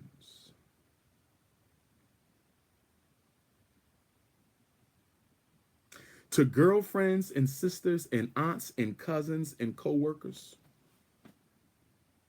and I mean what I say 100% right now. To girlfriends and sisters and cousins and aunts and coworkers, I mean what I'm about to say. If you know your girlfriend prefers to live a lie than know the truth, it is not your place to tell them a truth that they don't want to hear. I'm going to say it again. Black women, if you know she got self-esteem problems, if you know she got self-worth problems, if you know she got self-image problems, if you know she got self-value problems, what the hell you run and tell her for? That her baby dad is cheating. What the hell you run and tell her for? Her husband is cheating. What the hell you run and tell her for? Her boyfriend is on vacation in the Cayman Islands with a coworker. You don't tell a self-esteem woman that a man her ass ain't leaving anyway is treating her poorly. 9 times out of 10, she probably already know that he's cheating. There's a possibility he probably told her he's cheating. Keep your damn mouth shut, because what you do is you make a bad situation worse by giving out advice and information nobody asked you for. If she ain't ready to leave and you know she ain't going nowhere, you mind your damn business. And a lot of my beautiful black sisters need to learn how to mind your damn business. So you say, Dr. Johnson, can you please give me a real simple rule to help me mind my damn business? Yes, I'm going to give you a real simple rule. You find out something about your girlfriend. Same thing for the men. Brothers, same thing with your homies. Brothers, same thing with your homies. You find out that somebody's partner, lover, fiance, boyfriend, girlfriend, husband, wife is doing something with somebody else. How do you decide if you tell them or not? How do you decide if you tell them or not? I'm going to tell you right now.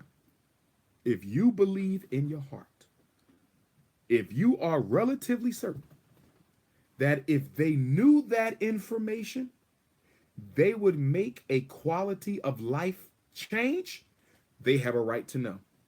If they're not going to make a quality of life change, mind your damn business. I'm going to tell you one more time. If you believe that they would make a quality of life decision, if they would change something in their life as a result of knowing that piece of information, you are obligated to tell them. On the other side, if you know that she is so head over heels for that man, she done already tried to kill herself. Last time he said he was going to leave her, you know she ain't going nowhere even if she knows. Why did you add to a pain that already exists? Why did you add to a problem she already knows about? Why are you reminding her of her inability to leave a unhealthy situation? You're not a friend.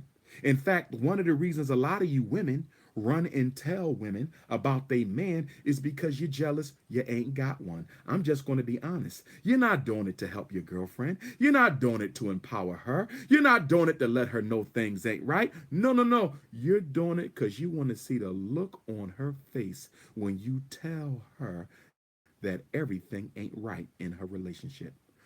You are miserable. Misery loves company, and you don't mind sacrificing your girlfriend's peace of mind just so you can have 5 seconds of fame. I'm not telling my brother nothing about his wife. I'm not telling my sisters nothing about their husbands unless I believe that if I told them this, they would do something to change it. Otherwise, I'm not saying nothing. In fact, they will deny it anyway. You ever have a girlfriend or a homie, you told them the truth? Yo, I saw her coming out so-and-so house. No, you didn't, dog. Dude, I was looking right at, nah, she got a couple people look. Listen, if somebody wants to live a lie, you can't make them accept the truth. Leave it alone. If someone wants to live a lie, you cannot make them accept the truth. Leave it alone. Question number 2. I've been married to my husband for 15 years. He cheated on me. He had a child outside of our marriage. I don't want the child around because the child reminds me of the affair. The child is not allowed in my house. The child is 10 years old now. He's a boy. Am I wrong for not allowing my husband's child to come to our home, given the fact that he conceived this child without my knowledge during our marriage? Are you wrong? Hell yes, you're wrong. I understand your pain, sister. He had no right to cheat on you. He had no right to bring you a baby outside of your marriage, black woman. But guess what? If you're choosing to keep him, that means you keep everything associated with him. And there's nothing more important to a father, or shouldn't be more important to a father, than their own children. So yes, you are absolutely wrong. You have to build a relationship with that boy. If you are staying with this man, you have to build a relationship with his 10-year-old. That boy got 8 more years of childhood. In these next 8 years, he gonna need his father more than anybody else. He's gonna need his father more than anybody else. You cannot throw out the baby with the bathwater, nor can you keep the baby and throw out the bathwater. You got to take it all. But guess what? I appreciate you for being woman enough to give me this question. I appreciate you for being woman enough to say, let me ask Dr. Umar, am I wrong? Y'all gonna need some therapy. You and the husband need to go to therapy to deal with your hurt, sister, because your hurt is a valid hurt. He violated one of the most important tenets of relationship, okay? And that is adultery. He violated one of the most important trusts of marriage, and that is adultery. And although more than half of all married people cheat, black, white, broke, poor, rich, it don't matter, it still ain't right. So y'all need therapy. Because I think part of the reason you don't want the boy around is it reminds you that he might still be cheating. In other words, I don't think you really have a problem with the boy. Black women, you the mother of civilization. You love children. That's that Yemo Jah energy. You love children, black woman. I don't think you have a problem with the fact that you don't have a problem with this child. You have a problem that the child is symbolizing to you the potential he might have another child, or the potential that he's still sleeping with that mother.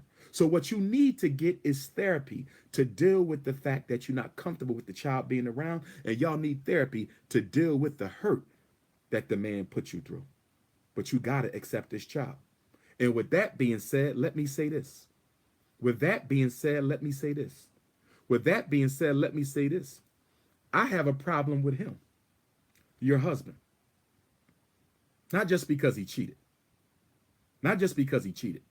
The reason I have a problem with your husband, what kind of a man would let a woman tell him that his own child, flesh and blood, is not allowed in his house?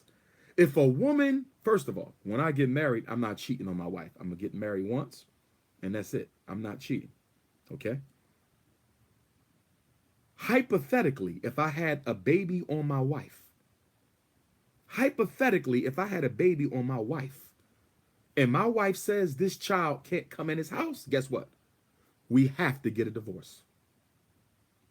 We have to get a divorce. This is my seed. I'm sorry the baby was conceived not under the best of circumstances. But in African culture, we don't believe in bastard children. There's no such thing as a bastard child. Every conception is an immaculate conception in African culture. Every conception is an immaculate conception in African culture. We don't have no damn bastards. That's a European construct. No such thing as no bastard children. That's a European construct. Every black child is an immaculate conception.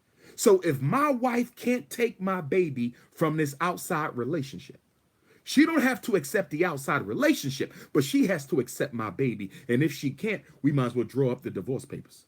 Because there's one decision no woman will ever have in my life.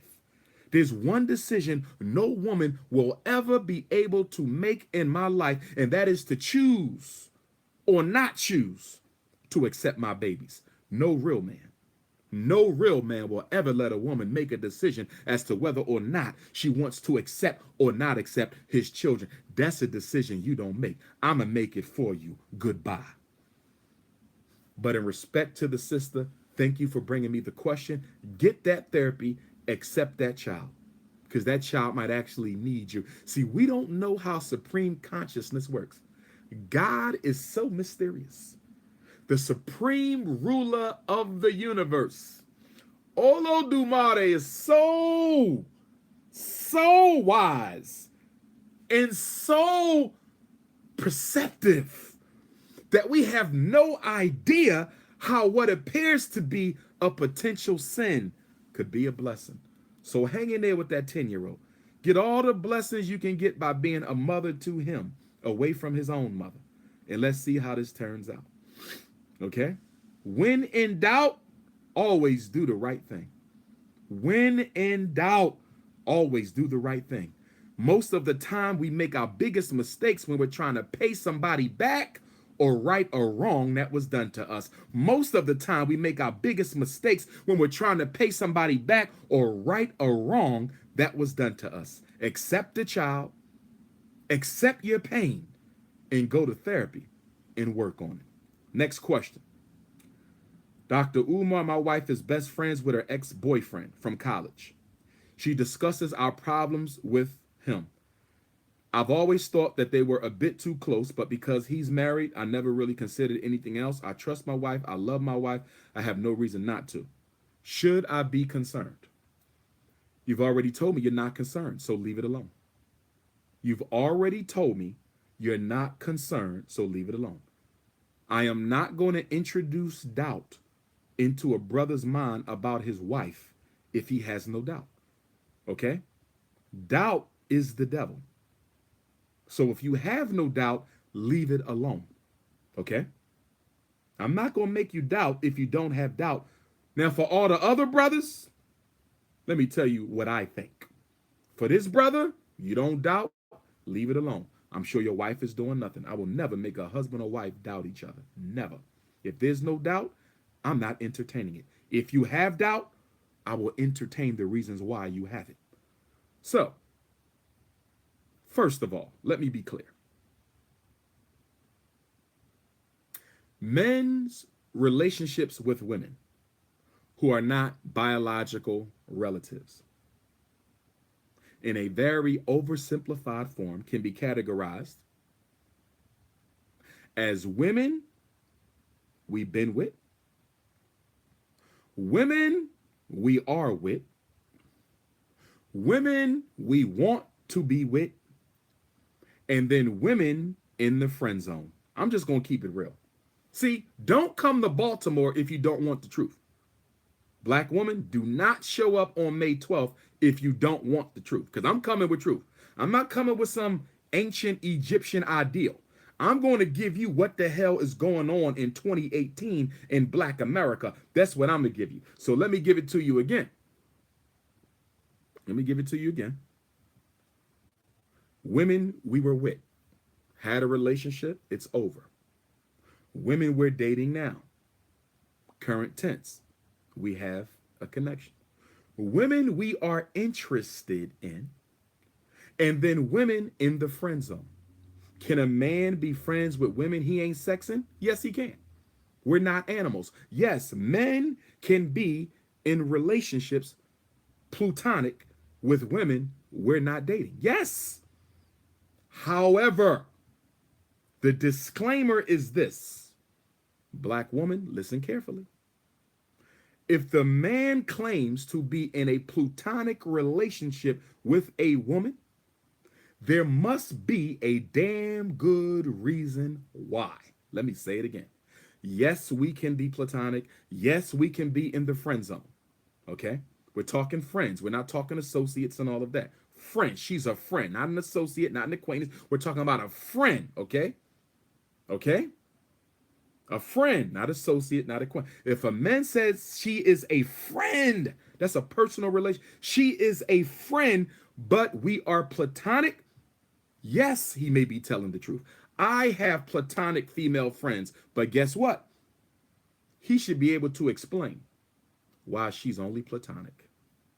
If he cannot give you a reason why she's platonic, it doesn't mean he's dealing with her. It doesn't mean he's interested in dealing with her. It simply means that that's an open loop that may come back to haunt later on. Okay? Every man is different.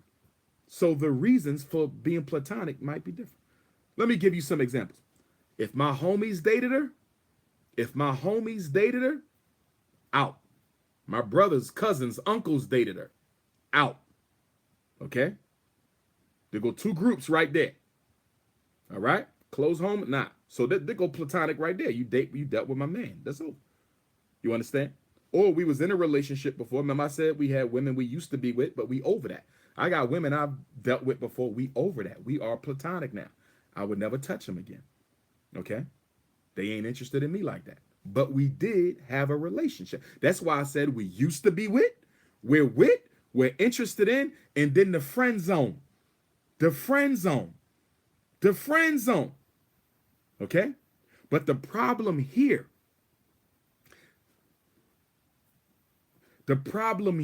brothers and sisters, is she used to date this man. And one thing I know, after 20 years of being a therapist, one thing I know is one of the safest shoulders for a woman to cry on is the shoulder of an ex-boyfriend. One of the safest shoulders for a woman to cry on is the shoulder of an ex-boyfriend. Okay? So my question ain't about her. My question is about the ex-boyfriend. You said he's married. If he's absolutely in love with his wife, if he is absolutely in love with his wife and happily married, I don't think you have anything to worry about. Okay? If he ain't absolutely in love with his wife, then although your wife loves you, I would argue that your wife is in a vulnerable space right now. I would argue that your wife is in a vulnerable space right now. I would not be comfortable with my wife discussing my relationship problems with her ex-boyfriend. In fact, this would have been a conversation we had before we got married, because one of my conditions, I'm not saying black men have to have this as a condition. This is not a universal condition, but for me, because of who I am, what I represent in the struggle, and because of the type of coons I have who will stop at nothing to destroy me, any relationship I have with a woman will be based on absolute confidentiality as it relates to what goes on in it. One of the things a woman will sacrifice if she's with Dr. Umar, she will sacrifice the right to discuss what goes on in our relationship with anybody. Yep. And if a woman cannot sacrifice what goes on in our relationship with everyone, that means she can't talk to her mother about it, her father, her girlfriend, because the minute a female acquaintance of mine shares my business, whether she being too thirsty on social network with her posts, whether she doing little slick shit to let other people know we got a personal relationship, I no longer want her. You're a political risk and you're an insecure female. And somebody of my magnitude and stature cannot afford to have insecure ass women floating around him. That's for me though. That's for me though. Other men may not have a problem with the wife or girlfriend being a friend with an ex-boyfriend. But to me, I don't like it because I know the minds of men. And if that man, even though she's over him, if he's not over her, and he would much rather have been with her than the wife he with, and if he's starting to entertain the possibilities of what could have been, your wife is vulnerable, crying on the shoulder of her ex-boyfriend. This brother don't have no doubt. I'm not giving him none. But if this was my blood brother, I'm going to tell him, bruh, I'm not feeling this. Your wife should not be crying on the shoulder of a man who used to hit that. I'm going to just keep it real. Your wife should not be crying on the shoulders of a man who used to hit that. And that's facts. And that's facts. And that's facts. Next question. Dr. Umar, I have a loving husband. He takes care of me and my children. He did hit me once, only one time. This was about a week ago. He got very angry and he physically put his hands on me. He apologized. He said he would never do it again. Do I have a cause to be concerned? Should I leave him? They've been together. He never hit her. He hit her for the first time. Do she have a cause to be concerned? Yes, she do. She definitely has a cause to be concerned. And the reason she has a cause to be concerned is because what we know about the mind, every action creates a pathway in consciousness. Everything we think, everything we feel, everything we do creates a new pathway in consciousness. He didn't say he was going to hit her. He didn't act like he was going to hit her. He actually hit her. So there was the consideration, there was the thought, there was the act, there was the follow through. There's now a new habit being developed. The first time you do something, you automatically predict that it's likely to happen again. Everything you do is likely to be done again unless you do something serious to prevent it. The best predictor of future behavior is current behavior. So what she has to do is be progressive on this. You put your hands on me, and he may have done it in front of the children. So guess what I'm going to do? He's moving out. Pack up. He's moving out temporarily until we have had at least 2 sessions with a therapist. And the therapist feels that it is comfortable enough for you to come back home. Why am I making him leave? Because I want my children to see. I want my daughters to see. I want my sons to see that domestic violence is a very serious issue. If I act like this didn't happen and my baby saw this, I'm now teaching them and conditioning them that it's okay to accept this type of abuse. So he has to get out, go to the hotel, go to your brother's house, go to your mama's house, call up the therapist. We're going to get a session as soon as we can. If we can go tomorrow, we're going to go tomorrow. And we will go to at least 2 sessions. And I'm going to ask the therapist, do you think it's okay to let my husband back home? And the therapist may give him some conditions to come back in the house. Okay? And him coming back into the home is conditional upon him continuing the therapy. And then I would tell him, if you ever lay your hands on me again, this marriage is over. She ain't got to get a divorce, but there is reason to concern. The most important thing for this woman is to take this situation seriously. The most important thing for this woman is to take this situation seriously. The most important thing for this woman is to take this situation seriously, to make sure he knows that this will not be allowed in this house with this woman, with these children. I don't need to say nothing else. Black woman, if a man hits you once, he is likely to hit your ass again. The question is, what do you do after the first hit? And how you handle that first act of domestic violence will dictate forever how he interacts with you violently again. Next question. My husband's baby mom only lets him see the children inside of her house. My husband's baby mom only lets him see the children inside of her house. He cannot take them anywhere else. She says she don't trust him with the children. Is this awkward? You damn right it's awkward. She's controlling the situation. She's controlling him. And I don't like it. And the reason I don't like it is because, number one, he could go to court, okay, and get some custody, okay, so he don't have to go in her house. And if she that concerned about him having the kids for whatever reason, I don't know if he's a drug dealer or ex-con or he used to beat the kids, I don't have all the information. Even if that be the case, there's a such thing as supervised visitation. Even if that be the case, there's a such thing as supervised visitation. I am of the firm belief that there's no excuse a woman can give me for why a man can't see his children. I am of the firm belief that there's no excuse a woman can give me for why the man can't see his children, because even if he is a threat to her, he can see those children at the police precinct. He can see those children downtown at family court. There's a way for him to interact with his children, and you don't have to be anywhere involved. So I'm questioning her sincerity. She's up to something. I'm questioning his sincerity. He's up to something, because she can go to court and get supervised visitation, and he can go to court and get some partial custody. Okay? Now, I don't put a whole lot on the court system because as a man with partial custody, I can tell you they don't do much to enforce it. So I understand. I understand. But at the same time, this don't look right.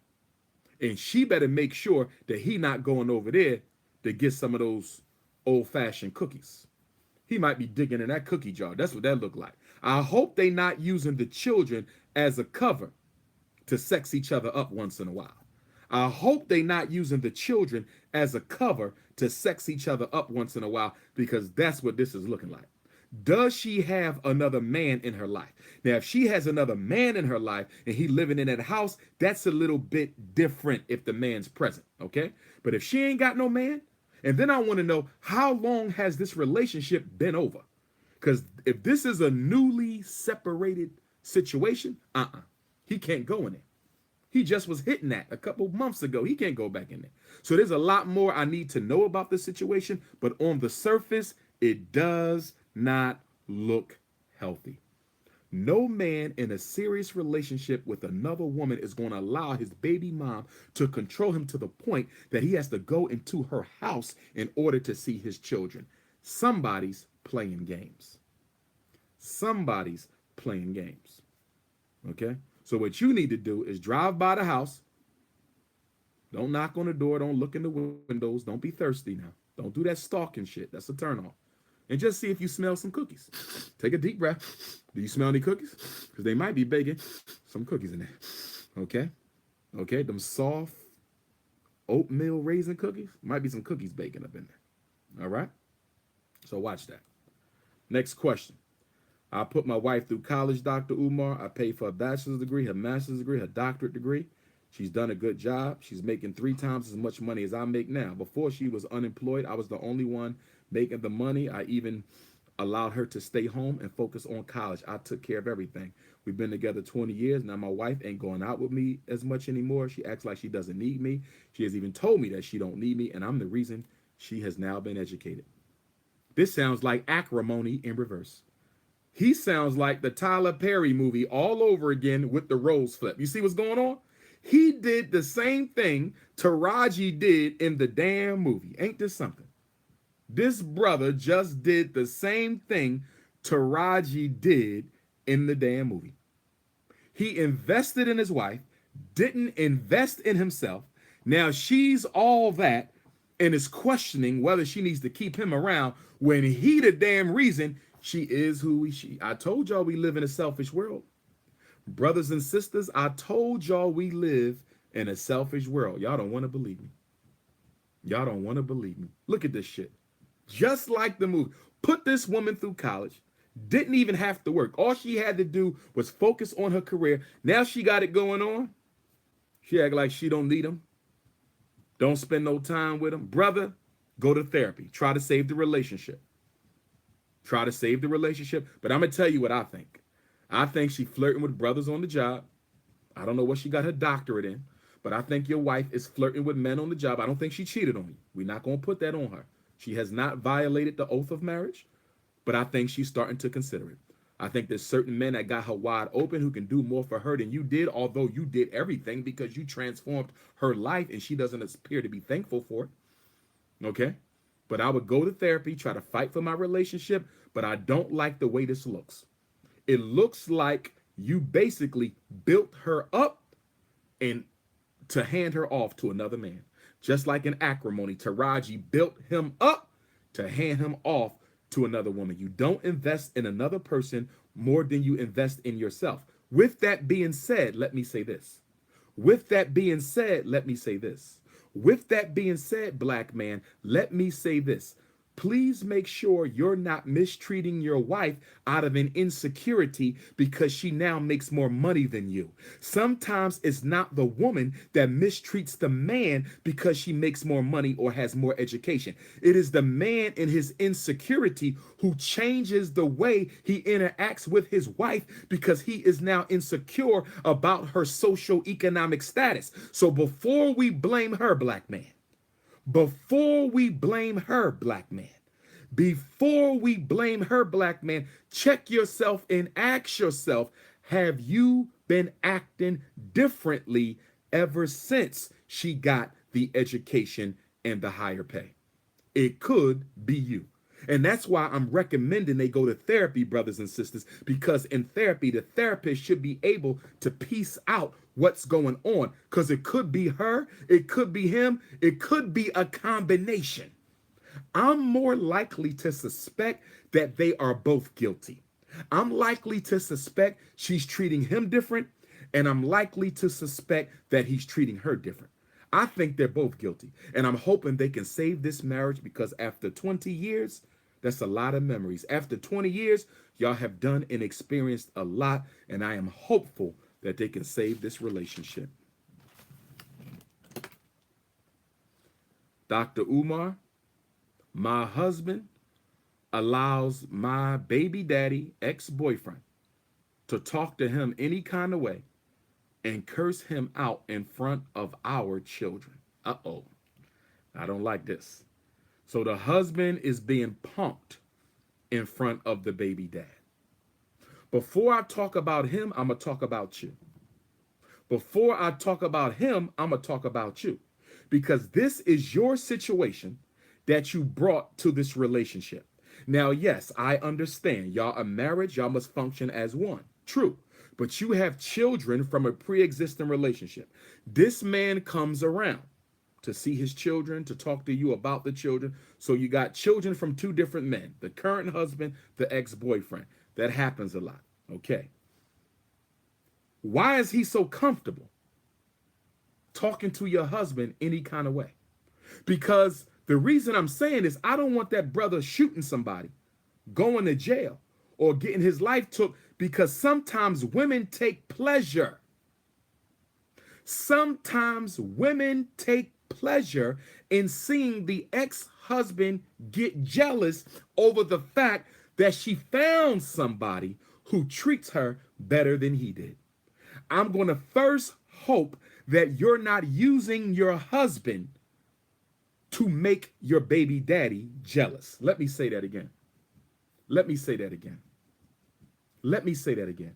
I hope you're not using your baby daddy to make using your husband to make your baby daddy jealous. Women do it all the time.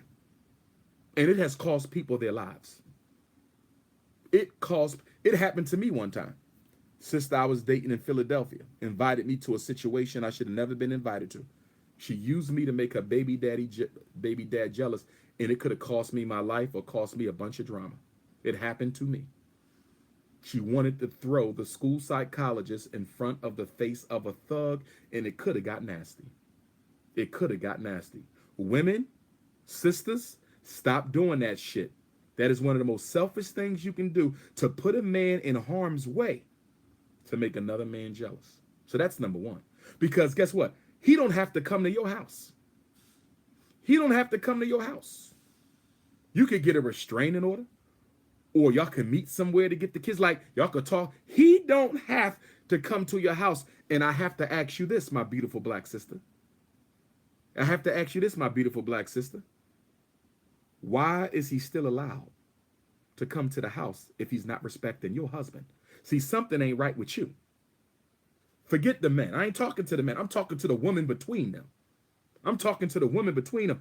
How is it he can curse out your husband and come back to the house? I want to know that. I'm talking to the woman right now. I'm talking to the woman right now. See, because if he's a professional black man, he can't afford to lose his credentials because you want to act ratchet, because you want to see drama, because you want to set traps to make your ex jealous, which means you still care about him. And I hope you didn't marry this man just for a rebound. I hope you didn't marry this man because he's the only one who wanted to marry you. Because sometimes sisters will marry a man they don't love because the man they really love ain't ready to act right. Let me say it again. Sometimes sisters will marry a man they don't love because the man they really love ain't ready to act right. I hope that's not the case. So assuming that that's not the case, you need to stop him from coming around. Because let me tell you what's going to happen if you don't stop this. Your ex-boyfriend is probably an alpha. He an alpha male.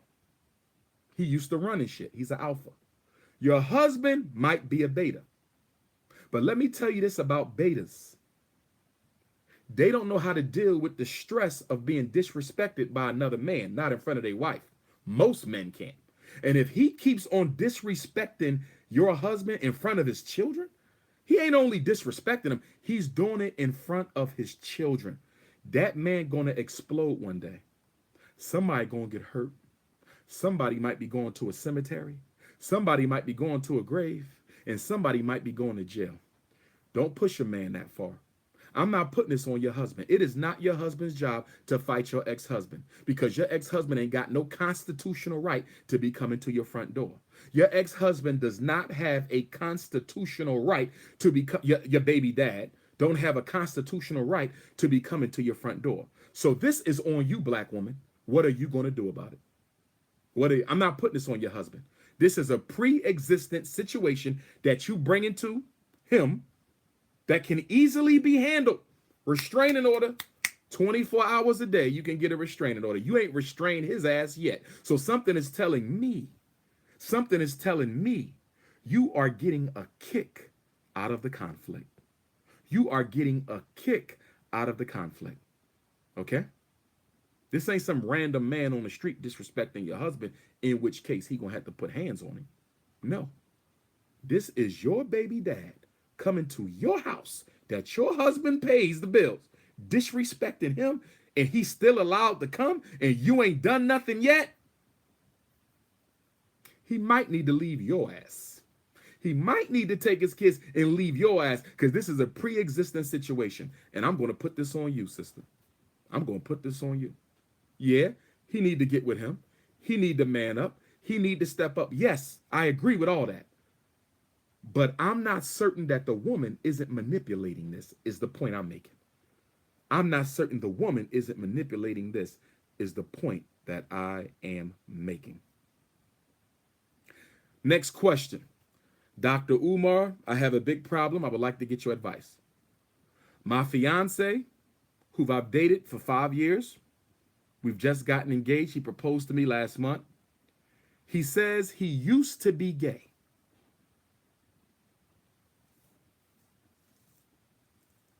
Let me let that sink in for a minute.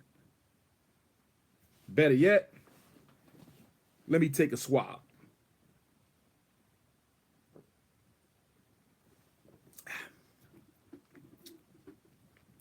Here we go with that used to be shit again. Okay, here we go. My fiance says he used to be gay. He kissed a boy in middle school. He says there was no penetration, no oral or anal stimulation, no intimacy. He said he was confused, but he's now okay. Do I have reason to be concerned? Yes, you do. I'm going to tell you why. Because he identified as gay. He didn't say I was in middle school and this boy kissed me, or I kissed the boy and should have never done that and realized that a man ain't got no business. It was none of that. He says I used to be gay. So he acknowledged that he had an identity with homosexuality. Is everybody following me? He acknowledged that he at once identified. See, it's different. He identified. See, there's men who participate in homosexual acts who don't identify with it. Are they still gay? Hell yeah. They're just in denial. Are they still gay? Hell yeah. But they're just in denial. But this brother, okay, he's not only admitting the act, he admits he identified with the lifestyle. He says, I used to be gay. Okay? Kissing a boy in middle school is a homosexual act. Okay? But at 12, 13, and 14, you don't still know who you are yet. He did not have to identify as being gay. He identified. That's my concern here. He identified. Let me tell you why I'm more concerned with his identity than the action.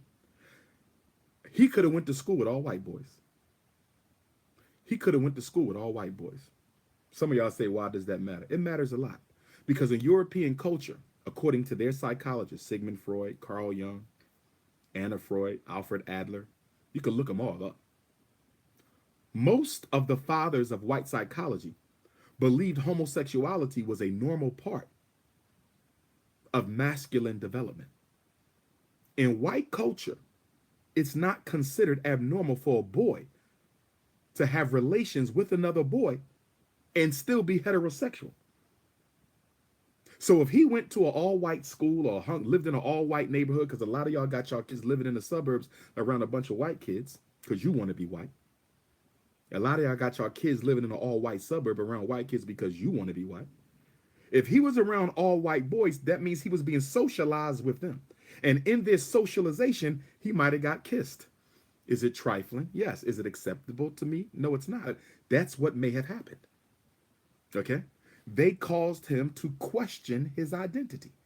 They caused him to question his identity. So if that was the case where the white boys had him caught up in some European socialization, I wouldn't have a big problem with that. He got lost in the sauce, found out who he was, and stepped off. He got lost in the sauce, 13 years old, found out who he was, and stepped off. He got lost in the sauce, found out who he was, and stepped off. I could tolerate that more. Still ain't healthy for Africans, but I could tolerate that more within the European context we live in than him identifying. I'm glad he ain't been penetrated. I'm glad he ain't penetrated nobody. I'm glad he hasn't drank another man's milk. I'm glad to hear that. Okay? But here's the other question. We have a very big down low problem in the black community. We have a very big down low problem in the black community. We have a very big down low problem in the black community. And because we do, I'm wondering if he is secure in his heterosexuality. You have to investigate whether or not your fiance is secure in his heterosexuality. Because although he's never done it, and although he loves you, are we sure if he's presented with a situation that puts him at risk, that makes him vulnerable? What if he comes across a alpha male homosexual? What if he comes across a very strong alpha gay male? Will your husband, does he have enough strength of character? Will he be tempted to take a ride on the dark side? Can his heterosexuality be challenged? If it can't, I think you fine. Just stay vigilant. If it can't, I think you fine. Just stay vigilant. But my biggest concern is he curious? Because if he is curious, he may start experimenting. And I hope and pray, my sister, that you don't end up like so many other black women who end up with brothers on the low, who end up bringing AIDS back home or bringing herpes back home. Big herpes problem amongst our homosexual brothers, big AIDS problem. So knowing if your man is gay or not is a matter of life or death. On the surface, I think you are right. On the surface, I think you are right. Off the surface, I'm saying to you that there's some other issues that need to be explored in this situation. Off the surface, I'm saying to you, black woman, there's some other issues that need to be explored in this situation before you can be at peace with it. Okay? Because this could have been his way of telling you he's down low. I'm not saying it is. You know him better than I do. You're the one who's about to marry him. I'm simply saying that you need to investigate. And I'm going to be honest with you. Let me just keep it real. I'm going to keep it a buck. I can't wait till Baltimore. I can't wait till May 12th, 6 o'clock in Baltimore, because I'm going to bring it hard to you sisters. I can't wait till May 12th, Baltimore. I hope all you sisters come out. I'm going in. I'm going in, lady. Don't show up to Baltimore if you ain't trying to hear the truth. I'm not enabling your weakness. I'm going to make you break out of it and come into your strength. Did you hear what I said, black woman? On Saturday, May 12th, 6 o'clock in Baltimore, I am not going to enable your weakness. I'm going to make you break out that weak-ass shell and come into your strength. I'm talking about a feminine strength, not a masculine strength. I'm so tired of seeing masculine black women. I'm so tired of seeing masculine black women. I'm so tired of seeing masculine black women. My advice to any black woman who's questioning whether or not the man is gay, my advice to any black woman who's questioning whether or not their man is gay, hire a private investigator. Hire $500 in 1 week of work will get you all the answers you need. Private investigators are perfect for relationship issues. If you think your man is gay, hire a private investigator to see if he is. Don't you get married. You're not married yet, sister. So you got a chance to find out. You're not married yet. Hire a private investigator. Tell them straight up, I'm engaged to be married. I have some suspicion that my fiance may be gay. Trust me, they will follow him. They will go to his job. They will let you know who he having lunch with, who he talking to. That's what you need to do. $500. $500. Okay? Next question. My wife discussed our problems with her girlfriends who are miserable and lonely, no husband. They exaggerate. They tell the whole neighborhood our business. They spread it around. Okay. Okay. If I were you, if this were Umar Johnson, I would give her one more chance to keep her damn mouth shut. And the next time she discusses my problem, our problem, relationship over. If we married, we getting a divorce. Confidentiality is too important to me. Confidentiality is very important to a lot of men. And you black women, I'm going to tell you right now, sisters, I love y'all to death, but y'all talk too much. Y'all too thirsty for attention. Y'all do anything to be seen. You do anything to share your business. You ain't got no business to be telling another man's information to your friends. Those are your friends, not his. Those are your friends, not his. Those are your friends, not his. If it were me, brother, it depends how important your privacy is. If your privacy is not that important, let it go. If your privacy is as important as Dr. Umar's privacy is, guess what? She got one more chance. However, with that being said, I have to ask you, are you talking about your problems to your homies? Because you cannot tell her she don't have a right to discuss your problems with her girlfriends, but you're discussing your problems with your homies. It cannot be a double standard. Black man, it cannot be a double standard. Black man, it cannot be a double standard. Black man, it cannot be a double standard. Black man, it cannot be a double standard.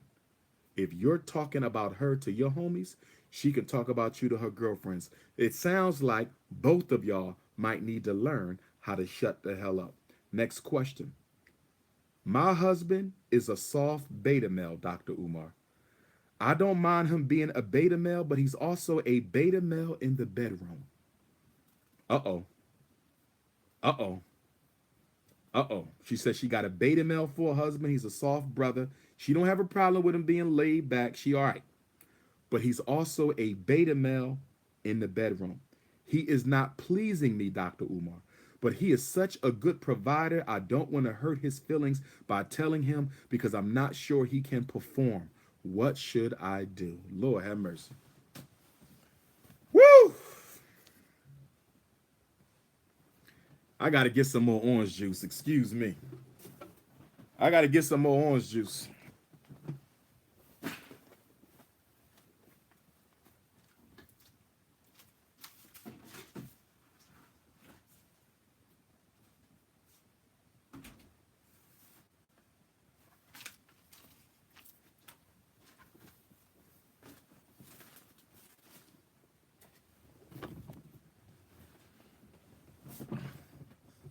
Oh, man. Oh, man. I knew I was going to get hit with one of these questions. I knew I was going to get hit with one of these questions. So she got a good man. He's a beta even in the bedroom. Damn. Woo. Shit.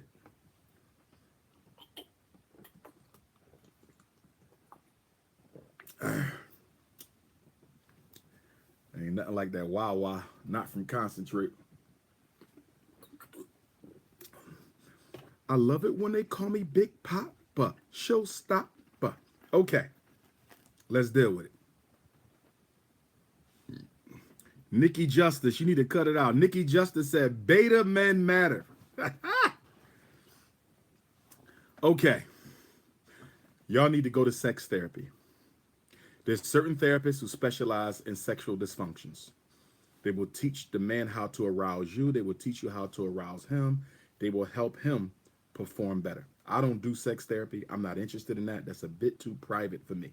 I do talk therapy. I'm not doing that. But there's people who specialize in sex therapy.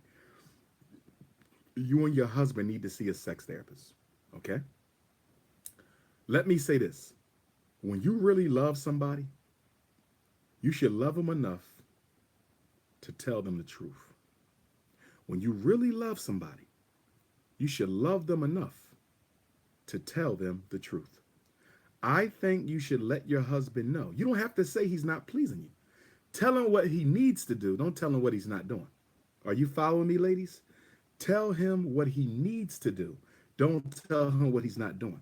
Same thing for my brothers. If your woman isn't pleasing you, tell her what she needs to do. Don't tell her, you don't have to say, you are boring in bed. You don't have to say that. Say, listen, baby, I need you to start doing this. I need you to start doing this. Do you slowly introduce into the sexual part of the relationship the things you want your man to do? Sex is important. People say it's not, it is. People get divorced mostly for what? Sex and money. I'm going to keep it real. Divorce in America is about sex and money. Now, we could talk how we meditating and veggie wrap and green smoothie and shea butter and all that shit. But at the end of the day, people are getting divorced for sex and money. Okay? Those are not the only reasons, but they are two of the biggest reasons. So let us be honest tonight. All right? Let us be honest. All right? So if my wife was having issues, I would slowly coach her into what she needs to do, right? And you should be able to slowly coach your husband. I would do that first because you might be able to solve this in the bedroom. You might be able to solve this in the bedroom. Okay? I don't know exactly what she means when she says he's not beta. I don't know if he's too small. I don't know if the brother is not as creative in the bedroom. I don't know if it's that he can't last. I don't know specifically. It could be a little bit of all that. But there's solutions for all that. Okay? If he's too small, there's surgeries that can be done. I would never trust nobody playing with the one thing I can't replace, but there's surgeries for that if you're too small. Okay? If he doesn't last long enough, there's therapies for that. Okay? There's medication for that. And if he's not creative enough, you simply coach him along the way. Now, if you are a super freak, it could very well be that you might need to calm down a little bit. Now, I'm assuming that you're a sister with a regular black woman's sex drive, you know. But if you on some super shit, you know, and he's doing what he's supposed to do, but you just used to being freaked out by all the boys in the hood, that's a whole nother situation now. We ain't talking about no thought sex, right? We ain't talking about no thought sex. We talking about true, intimate, okay, getting your freak on between two people who love each other. Now, if you on some thotty shit because you so used to twerking and shit and all that, I don't think that's his responsibility. So, I mean, there's a little bit more that we need to know here. There's a little bit more investigation. But the good news here is it can be helped. But the first thing is you need to tell him what he needs to start doing. And if that doesn't work, y'all go to sex therapy. You start with a regular therapist and they will introduce you to a specialist who deals with these problems. So this can be, well, so black woman, there is always help. Black man, there is always help. The problem is we don't like discussing sexual unfulfillment because we're not comfortable. Nobody's comfortable telling the other person, you're not fulfilling me. Nobody's comfortable telling the other person what they need to do, right? And that's a contradiction amongst black men because every black man wants a woman who know how to get her freak on, but he don't want to show her how. You notice that, brothers? Most brothers want that queen coming in like a can of sardines. They want her freak already packaged. They just want to open up the pack and get all the freak out, right? That's how brothers is. That's how we don't want to have to show her how. We want her to know how, but we don't want her to have no history. Look at that contradiction. Let me say it again. Brothers want a woman who know how to do everything, but they don't want to show her, and they don't want her to have a history of doing it. So how in the hell does your woman learn how to do everything, but you didn't teach her, and she ain't supposed to have no experience doing it? That's the denial that some brothers have. That's the denial that some brothers have, okay? Now, some of y'all getting too eroticized on the chat, so we're going to leave. Somebody, she talking about something, she dripping wet. Brother said he hard. Some of y'all Negroes are sick. So we're going to move on. We need some therapy up in the chat room. Thirsty ass people this morning. But anyhow, let's move on to the next question. Here go another one. Here go another one. Dr. Umar. The hotter my wife gets during intimacy, the more she smells down there. The sex is off the hook, but so is the smell. What should I do? What should I do? Here we go again. Y'all done hit me with another one. The brother said his wife got some good coochie, but it stinks. She got the sardine effect. She's suffering with the sardine effect, right? What should a brother do if his wife is smelly? What should a man do if the wife is smelly? Well, first of all, there's good news. Most of the time, if a woman is smelling, it's a simple thing to fix. They just got to go to the doctor.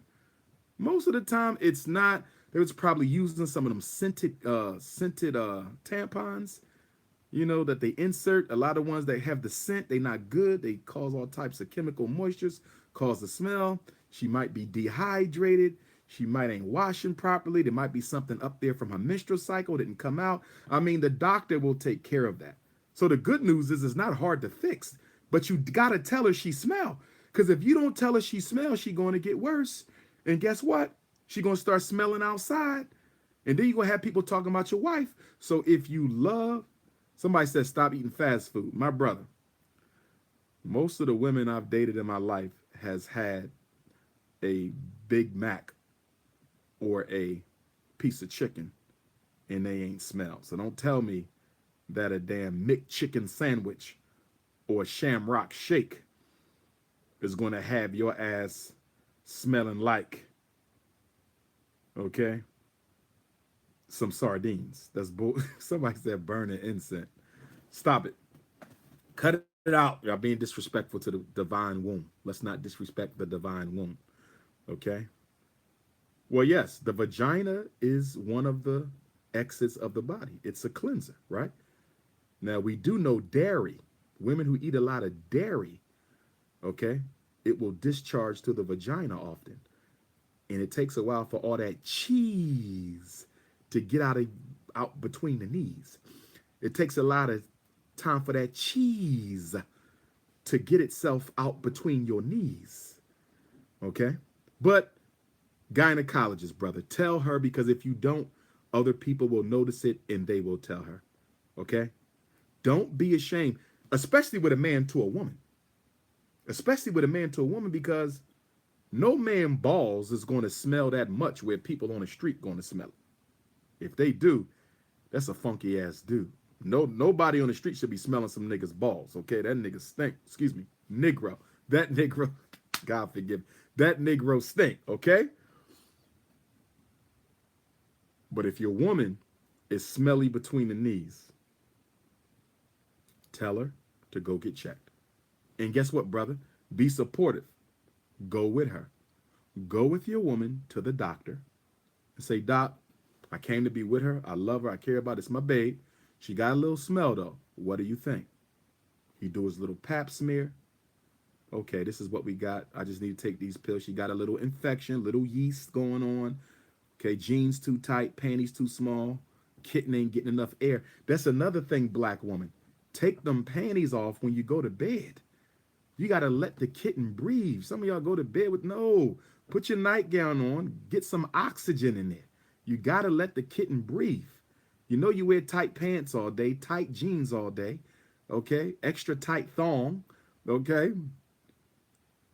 Make sure you get some breath, some fresh air in there, okay? Just let it breathe, okay? And plus, that'll help you tighten up your loosey-goosey, because some of y'all got a loosey-goosey issue because you think you slick. You out there giving away your man cookies, and, you know, your rubber band ain't popping back. You know, see, the older you get, the elasticity.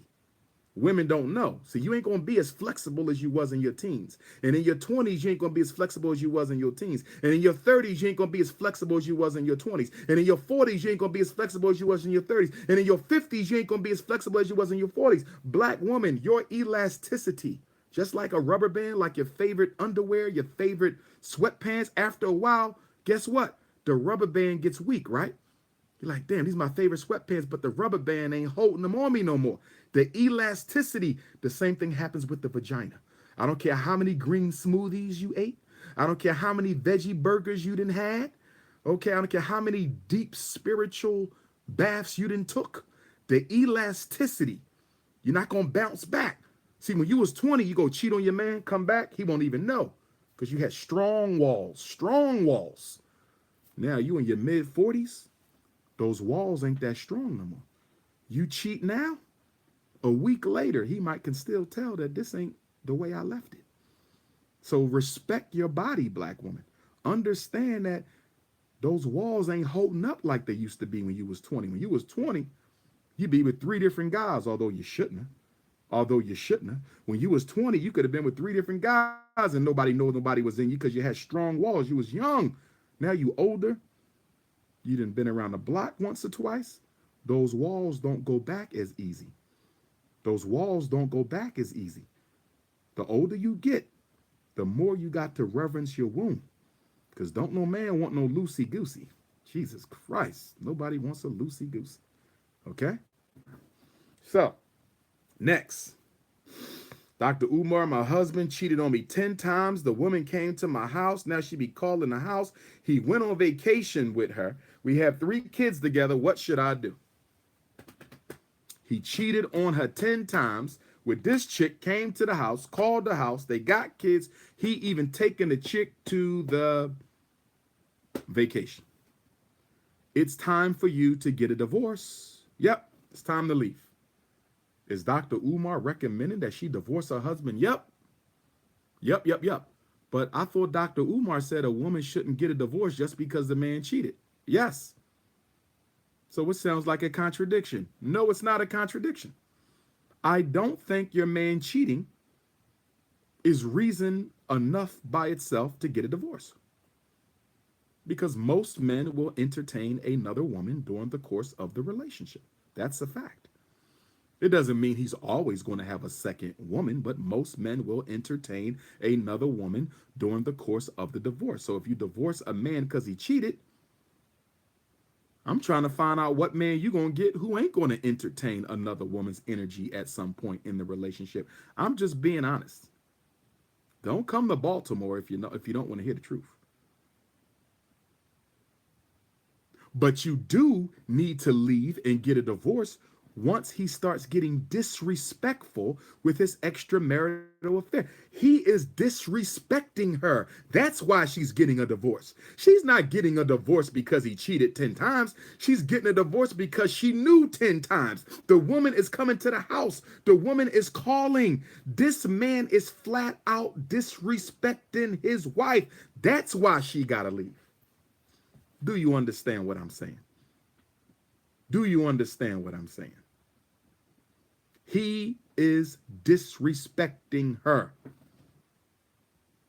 Saturday, May 12th, Baltimore, Maryland. Saturday, May 12th. It's going down for Sistahs Only, Relationships and Dating. A night with the Prince of Pan-Africanism. No girls under 15 years old. No men or boys at all. No girls under 15 years old. No men or boys at all. It's going down. What is my rule on leaving a man who cheated, black woman? What is my rule on leaving a man who cheated, black woman? What is Dr. Umar's rule on leaving a man who cheated? Dr. Umar's rule is real simple. It may not be a good idea to leave because you're not the only one. But you better leave when you're no longer number one. Let me say it one more time. I want black women to repeat after me. Repeat after me, black woman. Repeat after me, black woman. I may not leave just because I'm not the only one. I may not leave just because I'm not the only one. But I will definitely leave when I'm not number one. Let me say it one more time. Let me say it one more time. I may not leave just because I'm not the only one. But I will definitely leave when I'm not number one. And let me explain what I'm saying. I didn't tell you that you couldn't leave your man because he cheated. If you believe you should leave for cheating, leave for cheating. That's between you and your husband. I'm telling you when you better leave. When you better leave. That's when your number one position has been given to another woman. Get your ass out that house. You don't ever let no man take you from number one to number two to number three. And before you know it, you're not even relevant no more. And before you know it, you're not even relevant no more. And before you know it, black woman, you're not even relevant no more. You want to leave because he cheated? Go ahead. I'm saying you better leave when he starts disrespecting you. And there's no greater disrespect to a wife. There's no greater disrespect to a queen than to give her position to another woman. You may not leave because he cheated, but you better leave. You better leave when you're no longer number one. You better leave, because if you let him take your number one spot, you are disrespecting yourself. You must be the queen or you must be non-existent. Did y'all hear me, black woman? Did you hear what I said, black woman? You must be the queen, or the relationship shouldn't exist. I don't believe in no second place shit unless you cool with that. Some women ain't got a problem being the side joint. That's your business. But if you're a woman who only wants the queen position and he took your queendom and made you a pawn, he gave the queen to another woman and made you a rook, he made you a pawn. Oh, no, no, no, no, no. Let a man take my daughter from queen to pawn. I'm packing her bags my damn self. He went out, got some coochie on the side, that's between y'all. But the minute I see he parading another woman around while you supposed to be the wife, I'm packing your damn bags myself. Your daddy ain't letting you put up with that. You will not be disrespected in front of your face. You will not be disrespected in front of your face. Next question. I'm pregnant, Dr. Umar. 5 months. We live together. We've been dating for 3 years. I haven't met his children. I haven't met his parents. I haven't met his siblings. He doesn't take me to any of his important affairs. When I ask him why, he keeps on making excuses. What should I do? Here we go again with this. So you're pregnant with this man, 5 months. Congratulations. Another African life. He might be the Messiah. Congratulations. Another African life. He might be the Messiah. Or we may have a beautiful princess. She might be the Messiah. All right? Congratulations. Always a blessing when you can have children, because not every woman can. As we know in the movie Acrimony, Taraji could not have a baby. She had a full hysterectomy. Okay. 5 months pregnant. Y'all live together. Y'all been dealing for at least 3 years. You ain't met his kids. You ain't met his mom and dad. You ain't met no brothers or sisters. And he keep on making excuses. I hate to say this to you, black woman. I hate to say this to you, black woman. I hate to say this to you, my beautiful black sister, but it sounds to me like you may not be in his immediate plans for the future. It sounds to me that you are not a priority. It sounds to me like maybe he didn't intend for you to get pregnant, but decided to live with you because it's cheaper to keep her. Okay, he might have religious parents who believe you should stay with the mother of your children, which I can respect. Okay, maybe he's afraid you're going to destroy him in child support. Maybe he got another woman. Maybe he not feeling you because all you do is complain. Okay, there's a lot of potential reasons here. But whatever the reason is, you're being disrespected. You're about to have this man's baby, and y'all in a relationship, and you haven't met his parents. Now, don't get me wrong. He don't have to bring you to his mom, because you didn't say that y'all was married. You didn't say that y'all was engaged. Y'all shacking up. Y'all shacking up, having a baby. Okay? Should he introduce you to his mother? This is going to be the mother of your grandchild. I think he should. But some men are so protective of not letting no woman meet mom except the wife that I can't totally rule him out on that. I can't totally rule him out on that.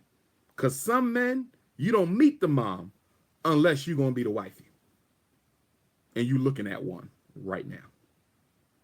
No woman is meeting my mom unless she's going to be the wifey. I don't do randoms, not for mommy. No randoms in front of mommy, okay? If you ain't the wife, when you meet mom, you know what's up. If you ain't met the mom, then you still earning your stripes, okay? But once the baby is born, yes, out of respect, you must meet the mom, whether you wife or not, because the baby is here. I don't believe in counting chickens before they hatch. I don't believe in counting chickens before they hatch. I don't believe in counting chickens before they hatch.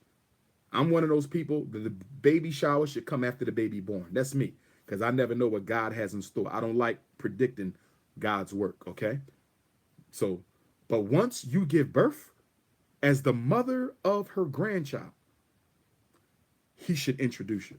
It is disrespectful for him not to introduce the mother of a child to his mother after the child has been born. During pregnancy, like I said, I don't count chickens before they hatch. But once you give birth to that baby, you should meet his mother. You're the mother of her grandchild. I do consider that to be disrespectful. But what I'm telling you is you are not a priority in his life. You're not important enough for his kids to meet. You're not even important enough for his kids to meet. Okay? That's saying something. You're not important enough for my children to meet you.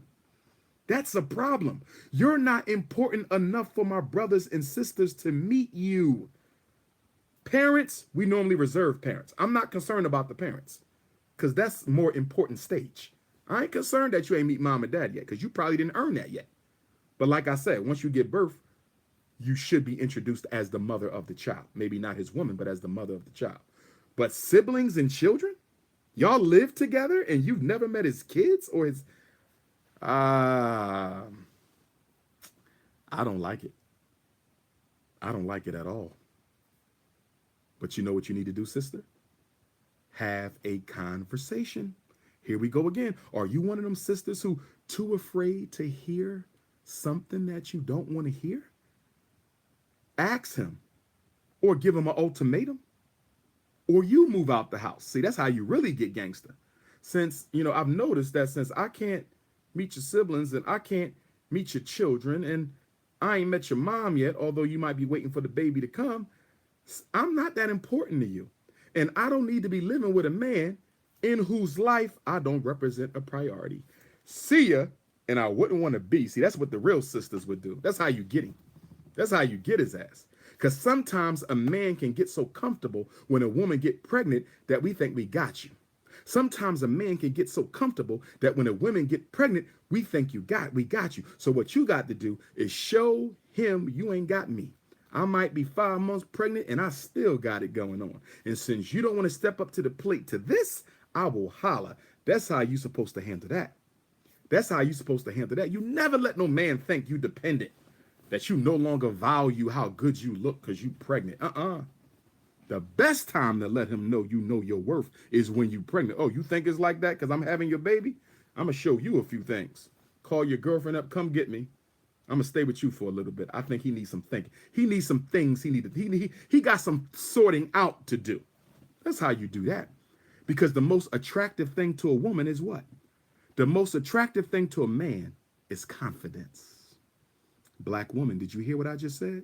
I said the most attractive thing to a man is confidence. Ain't nothing like a nice fat whoop, but it ain't more attractive than confidence. Ain't nothing like 5'5", slim, thick in the thighs, but it ain't more attractive than confidence. Ain't nothing like long, real eyelashes, okay? And a big, pretty smile, and some butter almond skin or some caramel skin or some butter pecan skin or some deep brown sugar skin or some chocolate skin, some lemon skin. Nothing wrong with that, but it ain't more attractive than confidence.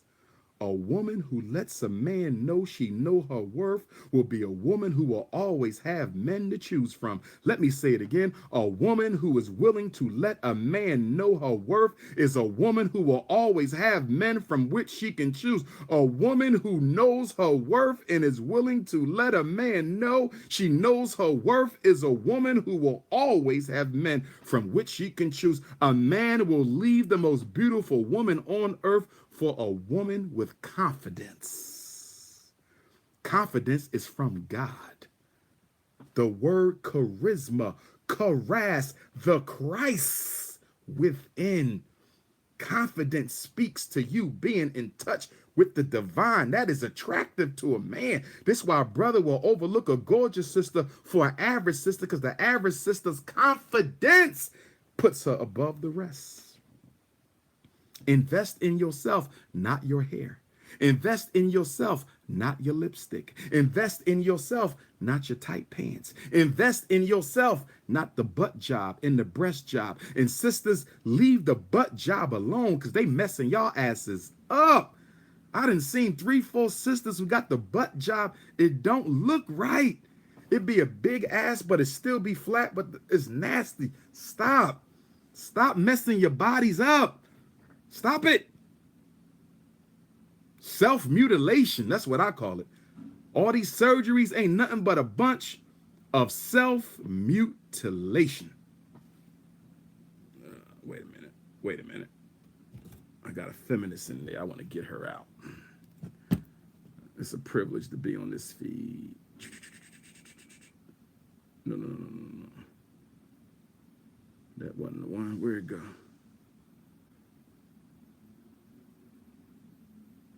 There we go. Had a little feminist in there. Listen, brothers and sisters, you don't have to agree with me. You don't. Just keep it moving. Obviously, you must be attracted to something because you stay on my feed. You know how many people live on Facebook right now? You know how many videos? There's millions of videos on YouTube. You know how many people got an Instagram account? But yet you choose to stay on mine. So obviously, you're attracted to something about Dr. Umar. Why not just admit it and live your life? Okay.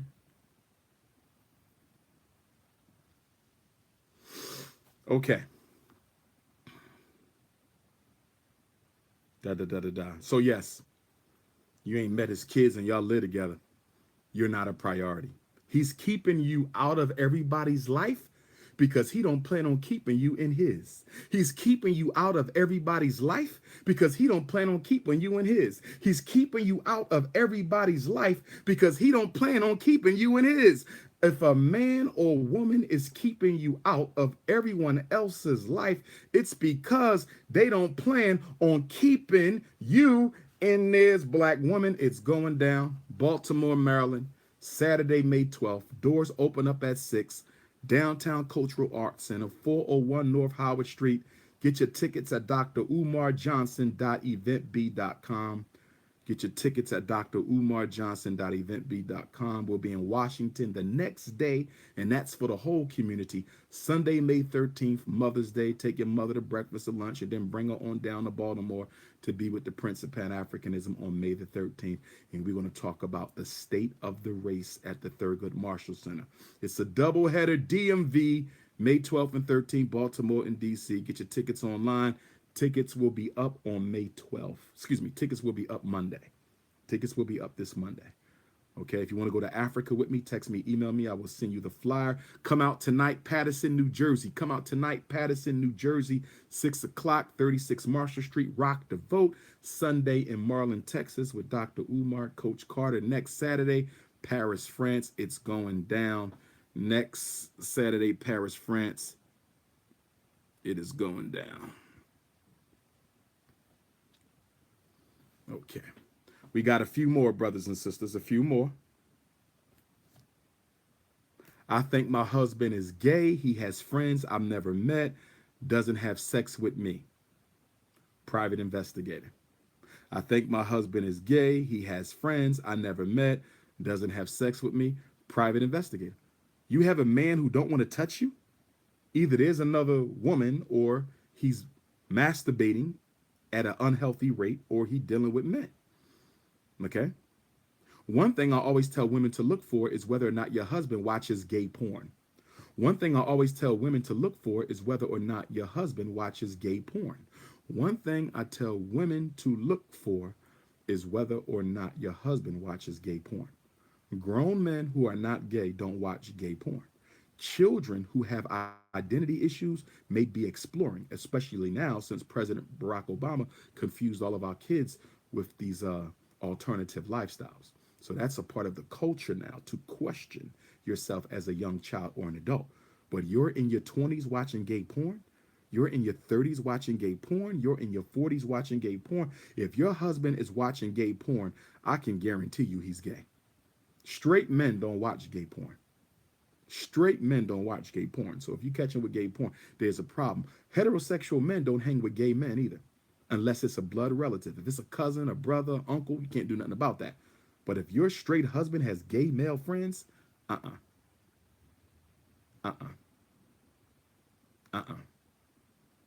Okay? It's time for y'all to have a conversation. Now, he might not be sexually attracted to you for whatever reason. You need to look into that as well. And then we have a whole situation of men and women who get married for the social stigma of marriage, not because they care about each other. Okay? So he could have married you for the wrong reasons. But it sounds like, unless he's a masturbation addict, he's having sex with somebody. And if you think he's gay, there's few women who suspect their men of being homosexual who didn't turn out to be. There's few women I know who have suspected their men of being homosexual who didn't actually turn out to be. So, lady, be careful. Next question. We only got 5 more. Dr. Umar, my wife is gaining too much weight. I'm a health-conscious brother. She's blaming her extra weight on our 2 children.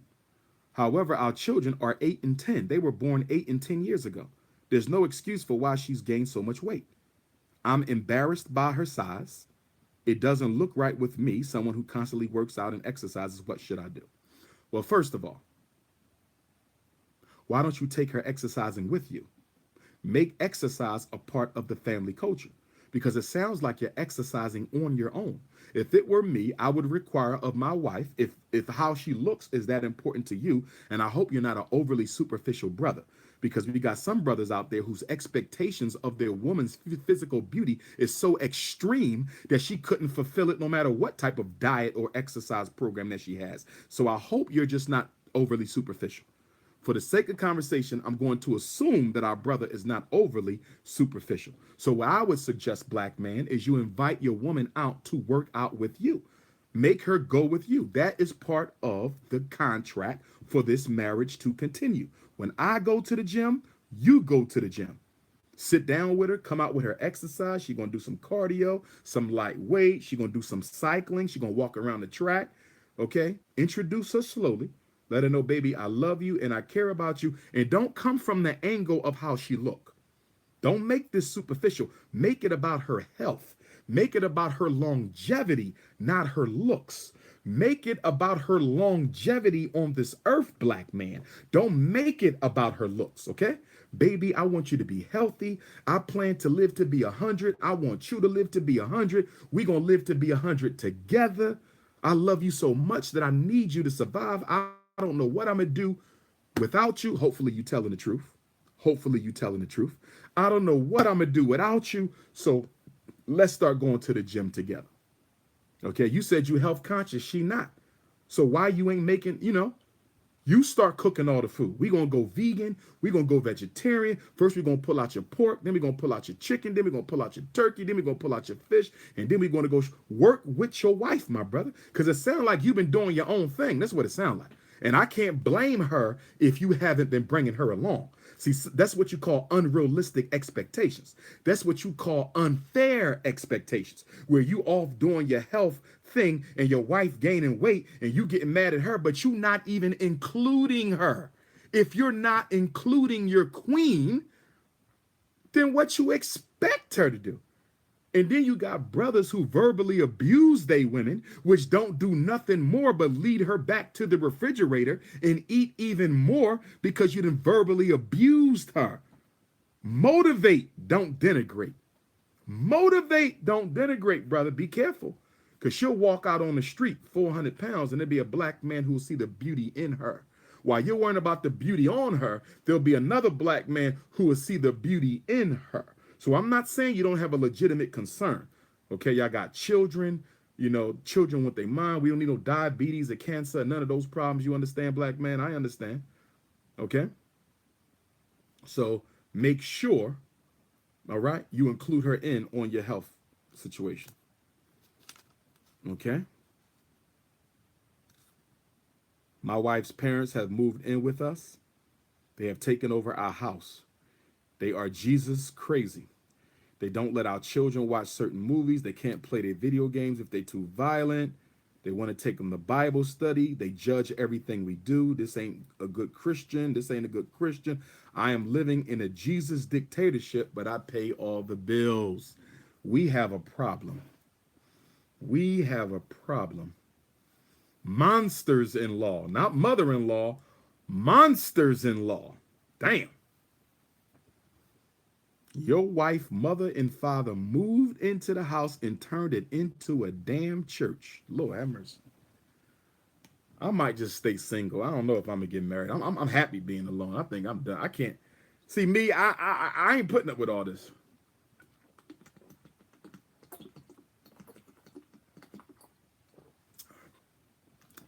Where the single black ladies at? Where are my beautiful single black, nappy and natural headed black women who have never had bodily surgery? Where y'all at? Where are the single, beautiful, natural, nappy headed black women who have never had bodily surgery? Okay. So, this ain't good. You have to have a conversation with your wife. This is more about your wife than it is about her parents. You pledged the rest of your life to be with your wife, not her parents. You pledged the rest of your life to be with your wife, not her parents. So I think you and the wife need to have a serious sit down. And first of all, are they living with y'all permanently or part-time, or what's the situation? Because if they living with y'all permanently, rules have to be laid down. And your wife has to lay them down. And after your wife lays them down, you can enforce them. But out of respect and decorum and protocol, you cannot check her parents. You cannot check her parents until you first checked her and have given her an opportunity to check her parents. This is her family. She has to, okay? She has to take the first move here. She has to take the first move here. Okay? So, you know what else might help? I got an idea.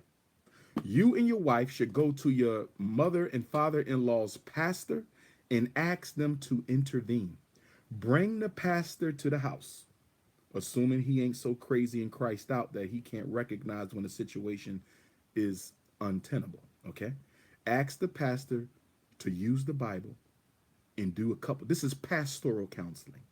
Y'all don't need a regular therapist. Y'all need a pastoral counselor. Get the preacher and tell the preacher, if he asks the preacher to bring some peace in the household, because they're risking your marriage, okay? Pastor, I love my wife, but her parents are risking our marriage because they're taking away my peace of mind and my children's peace of mind, and I'm not going to have my children being made unhappy. Can you please come to the house and do a couple of sessions with me, my wife, and my parents-in-law, using the Bible to show them how they need to practice tolerance, that they're in someone else's dwelling. We love to have them there, but we need balance. We need balance. If it was me, I would find a good pastor to come on out and help us out. Okay, that's what I would do. I think y'all can fix this. I think y'all can fix this. Okay. 1, 2, final 4. We down to the final 4. Shout out to Villanova, national champions again, second time in 3 years. Philadelphia, we got it. Super Bowl, NCAA championship. And now Joel Embiid and Ben Simmons about to bring us the NBA championship. It's the city of champions, baby. Shout out to North Philly. Shout out to West Philly. Shout out to Southwest Philly, Mount Airy, Germantown. You understand me? West Oak Lane, Northeast Philly, Yaden, Darby, Chester. We shouting everybody out. You feel me? Shout out to Jersey. I'm going to see y'all tonight. Patterson, New Jersey. Be in the building. Final 4 questions, and then I'm going to let y'all go. Dr. Umar, I'm a conscious sister. Again, if y'all need to email me, Dr. Umar Johnson at Yahoo. If you need to text me, 215-98. You've already answered the question. I think you've already answered the question. Y'all have 3 kids, but y'all not married. Y'all have 3 kids, but y'all not married. However, for the sake of the children, for the sake of the children, for the sake of the children, my sister, I would like for y'all to go to therapy. For the sake of the children, I would like for y'all to go to therapy to see if we can get him to at least investigate consciousness. He ain't got to become as conscious as you, okay? But we want him to investigate consciousness, to respect it, to participate in your life to some extent because you have participated so much in his life. This is a email I get from a lot of conscious black women. This is an email that I get from a lot of conscious black women. This is an email that I get from a lot of conscious black women who date Negroes who ain't conscious. Black women, if you conscious, I'm going to start a conscious dating service. I'm going to start a conscious dating service. That's what I'm going to start. Somebody told me this a couple years ago. They said, Dr. Umar, you're the perfect person to start a conscious dating service. Let everybody who's conscious meet each other. I'm going to start having a conscious social. Y'all like that? A conscious social for singles. You got to be conscious and you got to be single to come to the conscious singles social. What do y'all think about that? What do y'all think about that? A conscious singles social. I'm going to start doing them around the country. Coming soon. Conscious. You got to be black conscious. You could be Moor, Hebrew, Nawapian, socialist, God and earth, Nation of Islam. You just got to be conscious and single. I'm going to do a conscious single social so we can get to know each other. I'm working on that. Now, for my sisters out there, if you conscious, if you cream of the crop conscious, if you cream of the crop conscious, pass off that resume. Anyway, let me get back on focus. Let me stay focused. Let me stay focused. Let me stay. If you cream of the crop conscious, baby, I need to see them resumes. Jill Scott might got to wait a little bit. Man, I'm about to drink without the tap on. Cream of the crop conscious. Woo! 5'5", slim, thick in the thigh. I'm just kidding. I'm just kidding. I'm just kidding. I take a full figure sister. She could love me, right? I take a full figure sister. I ain't really caught up on that. I don't need all that. I just need somebody who real. Because in this world of fake, all we got is a bunch of fake people. Okay. Black woman, if you conscious and he don't want to be conscious, ultimately you have to make a decision. Black woman, if you conscious and he don't want to be conscious, ultimately you have to make a decision. Black woman, if you conscious and he don't want to be conscious, ultimately you have to make a decision. Okay? And see, consciousness is deeper than your relationship. It's about raising those babies with the right worldview. And if that brother is comfortable with his kids being raised about marijuana and gangster rap and 40-year-old men with their pants sagging, I don't like it. I don't like it. I think she should get some therapy because they do have 3 children. But if he ain't willing to see the light, if he ain't willing to see the light of consciousness, I think she got to leave him. I think she got to leave him. Don't make no more babies with him. You got 3. We can live with 3. You got 3. Ain't nothing we can deal with 3. Don't get 4. See, the problem with y'all women is once y'all start exploring the possibility of leaving a man, y'all keep making babies with him when you know that you might have to leave soon. Why keep making babies if you know you're going to be leaving soon? So she got 3, no problem. Those are babies. Don't make no more babies with a man you don't have a future with. Stop making babies with men you don't have a future with. Okay? But try to save them. If you can't, move on. I get the same email from brothers. Dr. Umar, my queen ain't conscious. She not trying to be conscious. Move on. Move on. No way in hell I'm going to marry no chick who ain't conscious. Forget it. Or they'll fake like they conscious, and then once you marry them, they turn back into Shanae. I'm out. My mission in life will not be contradicted by anything, especially not a female. Get on board or get out the way. Get on board or get out the way. Get on board or get out the way. Okay. Last 2 questions. And it's been good having y'all with me. 199 minutes. How long we been live? 199 minutes is how many? What's that? 200 minutes, 6 into 2, 6 times 3 is 180. Dang, we did 3 hours again? Why I keep going so long? It don't be seeming like this be 3 hours or 2 hours or whatever it was. Okay. No, 200 minutes. 60 times 3 is 180. So we definitely did 3. This is 3.5. Okay? But y'all love me. Y'all love me, so deal with it.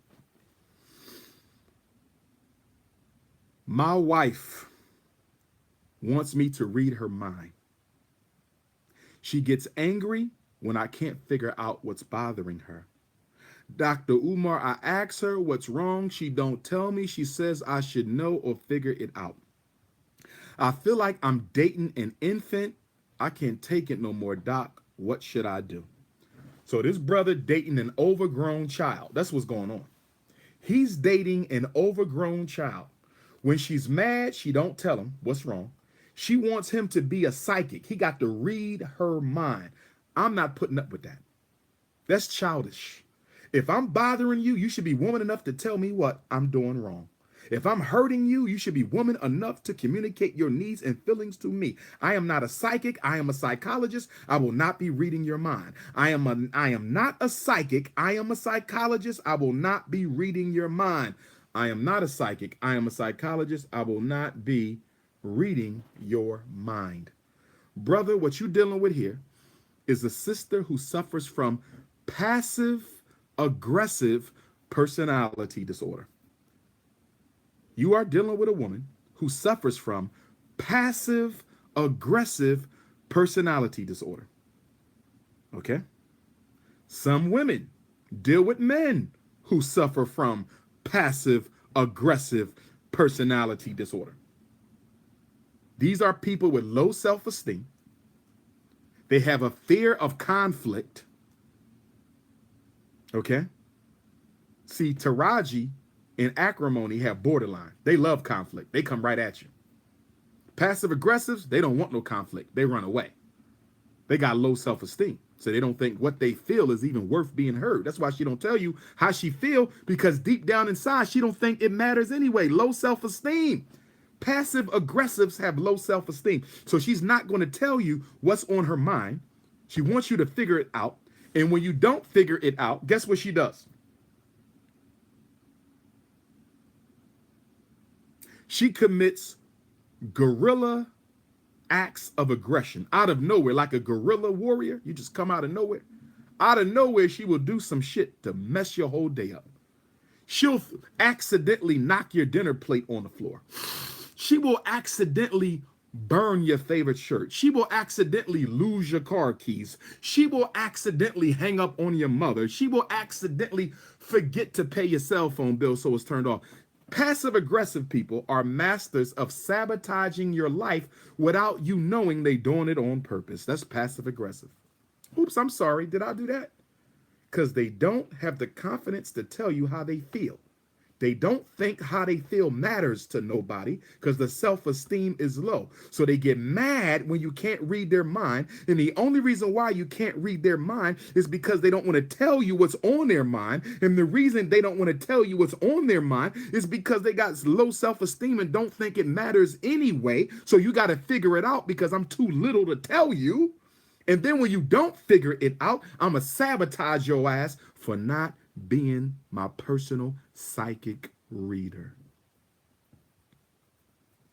If you're going to date somebody with passive aggression, we're going to talk about this in Baltimore, May 12th, Black woman. We're going to talk about this in Baltimore, May 12th, Black woman. But if you're dating somebody with passive aggression, if you're dating somebody with passive aggression, you better hire you a full-time babalawo. You better have a full-time psychic, a full-time palm reader, because every time they get upset, you got to tell the babalawo, can you do a reading on this sister? Can you do a reading on this brother? Can you do a palm reading on these brothers and sisters? Because they're not going to tell me what's wrong with them, so I got to go to the high priest just to find out what's wrong with my queen so I can do something about it. I'm not dealing with that. Passive aggression might be the worst people to deal with. Borderlines are tough. Bipolars are tough. Passive aggression might be worse because a borderline will tell you what's on their mind. Bipolar will tell you what's on their mind. Passive aggressive, you got to figure that shit out. I'm not doing that. I'm not doing that. Okay? So please be careful about dating people with personality disorders. Not a good look. Last question of the day, and then I got to get ready for Patterson in Texas. Last question of the day, and then I have to get ready for tonight's lecture in Patterson and Sunday's lecture in Central Texas. I'm dating a man who is separated from his wife. He has been separated for 7 years. He said they have too much tied up together economically. To get a divorce would be a financial disaster for the both of them. He loves me, he wants a future with me, and he needs me to understand that he cannot divorce her. Should I be concerned? Yes, you should. My first question to you is, why do you feel the need to put up with a man who has so much baggage? I mean, I'm assuming you're wanting to put up with him because he seems like he's financially set. So maybe that gives you some security. But look at the baggage involved. You can never legally be his wife. And don't get me wrong, I'm a firm proponent of not marrying the state. I don't think black people need to marry the state. But at the same time, you can never be the only woman in his life. You can never be the main woman, because the main woman is the wife who he has all his assets tied up in. So you ain't the main woman. You ain't the priority. You can't be the only woman. You'll never be the legal wife. So I guess my question for you would be, what do you hope to get out of this situation, given the arrangements that you have to accept? I'm not, he just told you he ain't divorcing her. So he's telling you he'll never marry you. And if he already has a legal wife on the books, he can't possibly go around telling people that you the queen. He sounds like a man of pretty big affairs. He's not going to be able to bring you to different events and stuff like that, because he's still legally married to another woman. That could affect his image, which can affect his business. I don't think you could win on this one. And I've told y'all for years in my relationship talks over the years, be careful of these almost divorced people. Almost divorced still means 100% married. Almost divorced still means 100% married. Almost divorced still means 100% married. He can go back to that woman at any time. I'm not getting myself involved with no almost divorced woman. And ladies, you shouldn't get yourself involved with an almost divorced man. They are dangerous. You can get your feelings hurt. They may be leading a double life. What if that woman comes after you with a gun? What if that man comes after you with a gun? I don't believe in almost divorce. 7 years and he ain't found a way to leave her yet. He don't want to leave her. He loved that woman. He's just blaming the economics. Stay away from me with this almost divorce shit. I think you need to cut your losses. I think you need to cut your losses. I think you need to cut your losses. Brothers and sisters, if you are interested in vending in Baltimore or Washington, if you are interested in vending in Baltimore or Washington, if you are interested in vending in Baltimore or Washington, you can email me, Dr. Umar Johnson at Yahoo, for the vending opportunities.